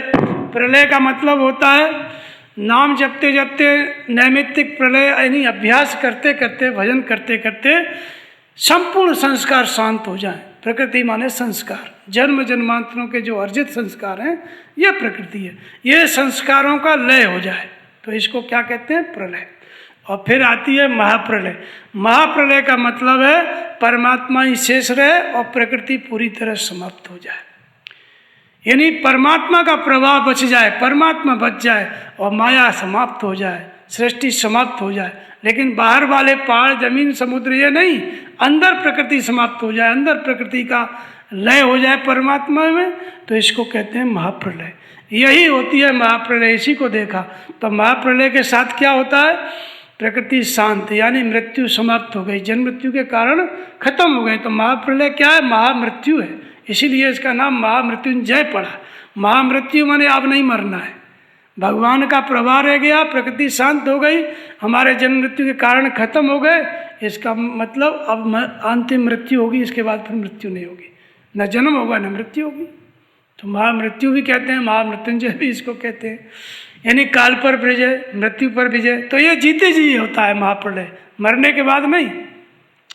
तो इस तरह से यह महाप्रलय उन्होंने देखा। मृत्यु पर विजय कहो, काल पर विजय कहो, महामृत्युंजय इसको कहते हैं। तो यही मार्कंडेय जी कहते थे कि मुझे मृत्यु पे मुझे विजय मिल जाए और अमृत से मैं संयुक्त हो जाऊं, यानी आत्म तत्व से। यह है महामृत्युंजय का अर्थ। बाल मुकुंद जी के दर्शन किए मार्कंडेय जी ने महाप्रलय के बाद बट के पत्ते पर। मार्कंडेय जी को यह स्थिति भजन से मिली। उन्होंने बट वृक्ष के पत्ते पर भगवान बाल मुकुंद के दर्शन किए। भगवान का रूप बालक रूप राम कर ध्याना, दीन मोहे गुरु कृपा निधाना। शनकाद ऋषि बालक देखत बालक बहुकालीना। शनकाद ऋषि भी देखने में बालक ही लगते थे। गुरु उनके काव्य सुनिए, गुरु लोमस ने भी क्या दिया, बालक रूप राम का ध्याना। किंतु बहुत काल के थे, देखने में बालक लगते थे। यहाँ ब्रह्म ही बट है, वृक्ष के जिस कौपल पर हम खड़े हैं, बट वृक्ष के, जब भजन करेंगे तो उसी बाल रूप को देखेंगे। कैसे देखेंगे बाल रूप को? आत्मदर्शन, स्पर्श और स्थिति के साथ ही सृष्टि का लय हो जाता है, प्रलय हो जाता है, और शेष बच रहता है क्या? बालक रूप। बालक रूप राम कर ध्याना, सभी इसको पा सकते हैं। सो केवल भक्तन हित लागी, ये केवल भक्त के लिए। परम कृपाल प्रणत अनुरागी, भगवान राम कृपालु हैं, शरणागत पर परम अनुराग रखने वाले, इसलिए भजन करो। प्रलय भी आपको मिलेगा, महाप्रलय भी मिलेगा, और शिष्य रूप में भगवान को, सदगुरु को आप हृदय में बैठे पाओगे। आप भी महर्षि मार्कंडेय की तरह मृत्युंजयी हो जाओगे। तो ये सब है। आजकल लोग मंत्र पढ़कर जीवन दे रहे हैं, जैसे महामृत्युंजय का पाठ बैठा देते हैं, तो ये भीख क्यों मांग रहे हैं? उनके बाल बच्चे, माता पिता क्यों मर जाते हैं? मृत्युंजय मंत्र पढ़कर क्यों जिंदा नहीं कर देते हैं? मृत्युंजय आपको पढ़ना है, प्रार्थना आपको करनी है। एक दिन पाठ कराने से बचने का उपाय तर्क संगत नहीं है। निरंतर सेवा, शरण, सानिध्य और उपासना से काल जीवन में और दुख सुख में बदल जाता है। प्रहलाद के सामने मृत्यु आई, दुख आए, किंतु अंत में विजय प्रहलाद की हुई। क्या हुआ था कि प्रहलाद पिता उसके, प्रहलाद के हिरण्यकश्यप एक दिन गुरुकुल में गए जहाँ प्रहलाद पढ़ रहे थे। वहाँ प्रहलाद पाठशाला के बच्चों के साथ भगवान का संकीर्तन कर रहे थे। उनके जो गुरु थे शुक्राचार्य के लड़के थे संड और अमर्क। तो उन्हीं गुरु जनों के साथ वो पढ़ रहे थे, कीर्तन कर रहे थे। प्रहलाद के सामने जब हिरण्यकश्यप गए तो हिरण्यकश्यप ने बोला कि मैं ही भगवान हूँ, मेरा संकीर्तन करो। तो प्रहलाद ने कहा कि पिताश्री, आप भगवान की प्रेरणा से, कृपा से ऊंचे स्थान को पाए हैं, लेकिन आप भगवान नहीं हैं। भगवान दूसरी सत्ता है, भजन करो तो आप भगवान की स्थिति पालोगे।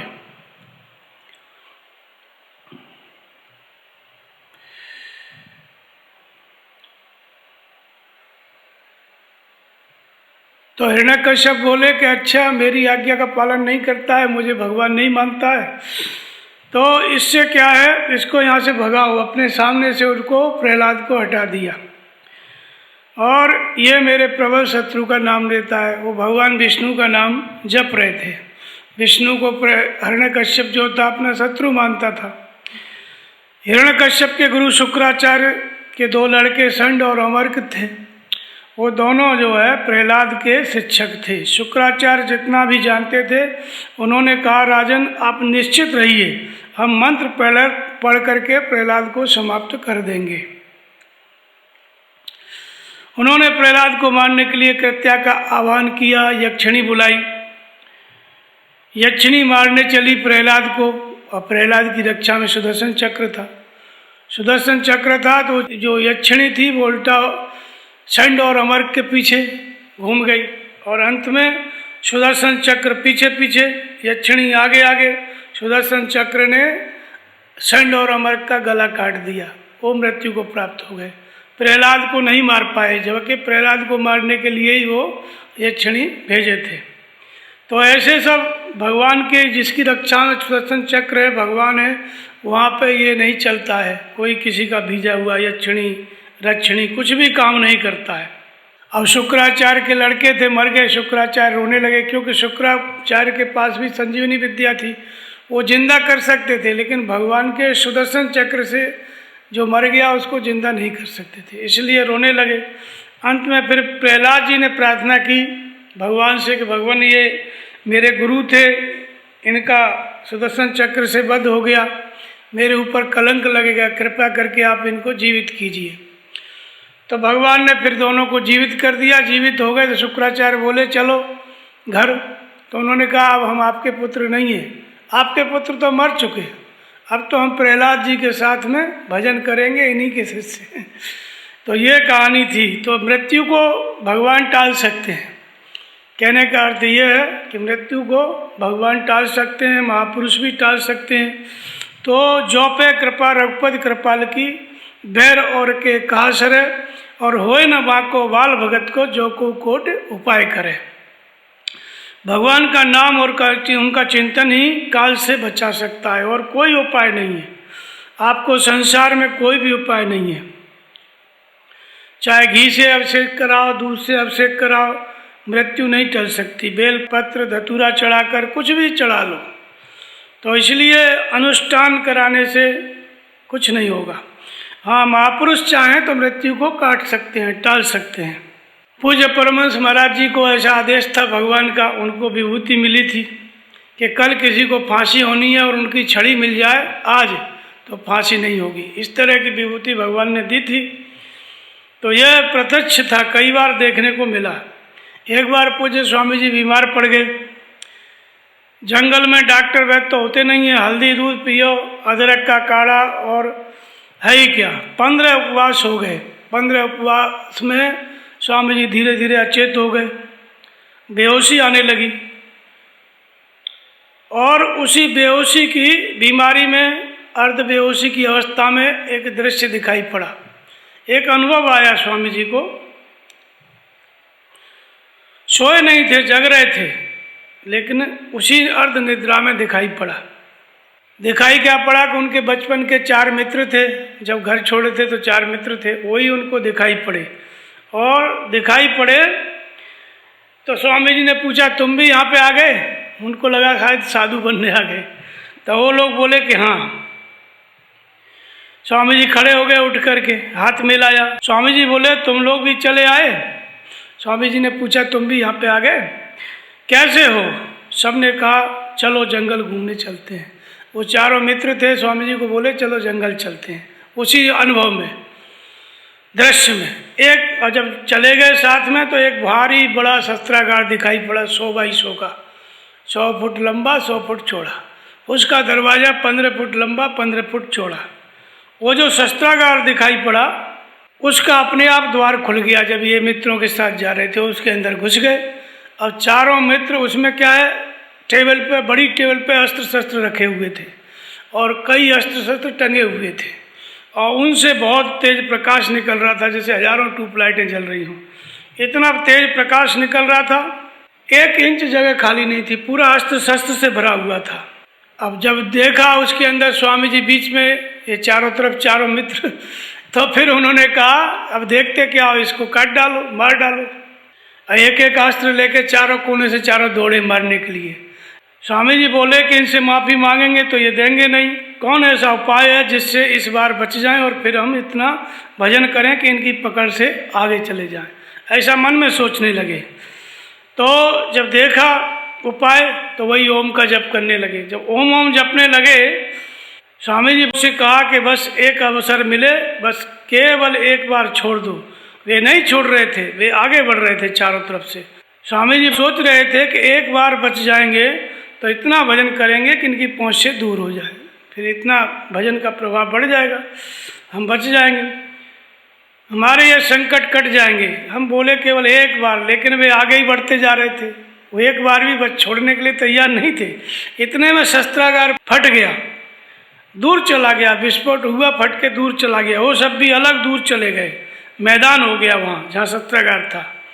और वो चारों अभी अस्त्र शस्त्र लिए हुए थे, खड़े हैं। धीरे धीरे वे पीछे हटने लगे अनायास। तब स्वामी जी को याद आया कि हमसे बड़ी भूल हुई। उनको याद आया कि हम तुम लोगों से व्यर्थ ही अन्वय विनय कर रहे थे। हमें कल गुरु महाराज की छड़ी लगी है, इसलिए तुम हमें नहीं मार सकते। गुरु महाराज की छड़ी लगी है तो तुम नहीं मार सकते हमको।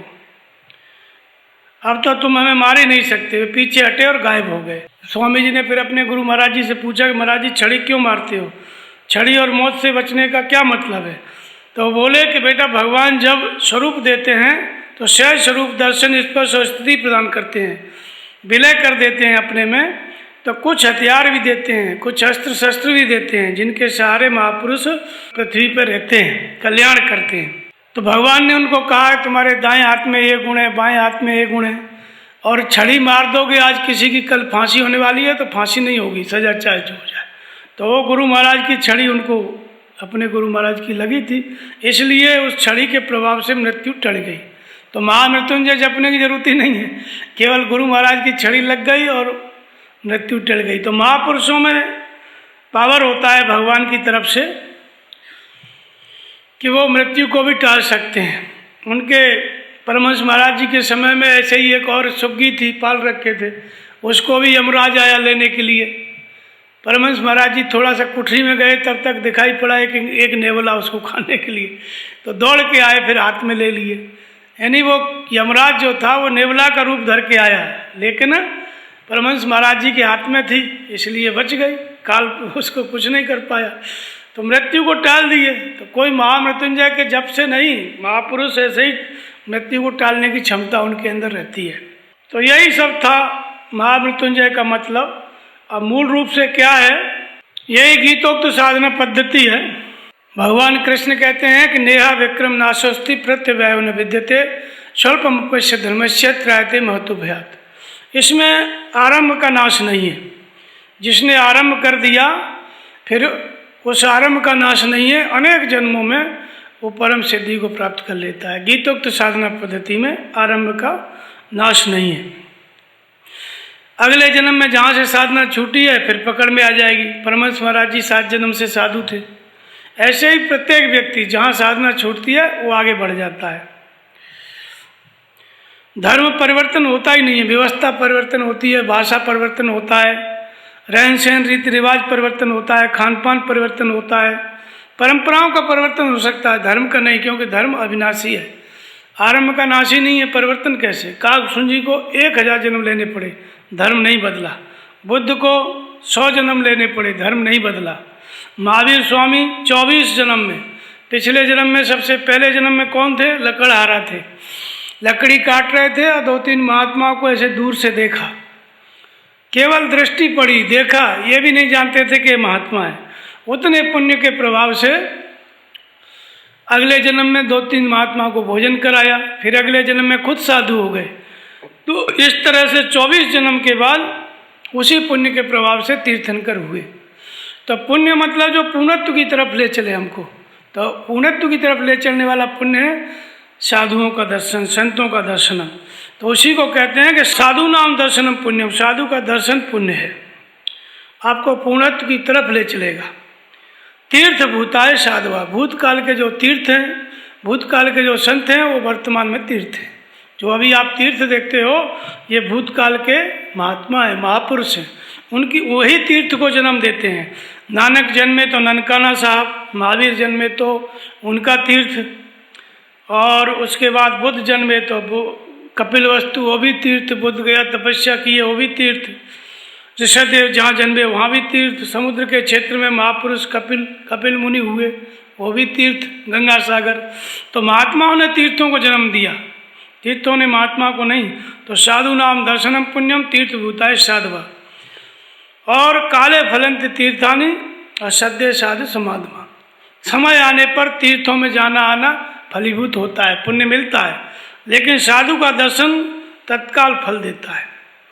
इसलिए जितने विद्वान बाहर पूजा करते हैं, एक ईश्वर को छोड़कर दाएं बाएं पूजा करवाते हैं, सब पूछो तो गीता के अनुसार सब असुर हैं, विपरीत दिशा में चल रहे हैं, सब अनंत नरक के अधिकारी हैं। हमारा कहना यही है कि गीता के विपरीत जो भी बताएगा वो सब विपरीत चलेगा। गीतोक्त साधना पद्धति वास्तविक साधना पद्धति है, इसके विपरीत सब जो है अधोगति में दूसरी विधि से किसी से भगवान की प्राप्ति नहीं हो सकती। एक ही विधि है, परमात्मा खुद मार्गदर्शन करे, जागृत हो, जो जिसमें आरंभ का नाश नहीं है, वो वाली गीतोक्त साधना जागृत हो जाए, उसके अलावा कोई भी साधना पद्धति नहीं है। तो इसलिए संत दरस में पातक टरही, श्रद्धा तप निश्चय अपहरी, संत के दर्शन से पातक टर जाता है। कितना भी बड़ा नास्तिक हो, महापुरुष का दर्शन होगा बार बार, धीरे धीरे उसके अंदर आस्तिकता आ जाएगी। तो यही है तो इस तरह से कई प्रकार के उदाहरण मिलते हैं। शास्त्रों में महापुरुष की कृपा से मृत्यु टल जाती है। बोलिए श्री सतगुरुदेव भगवान की जय।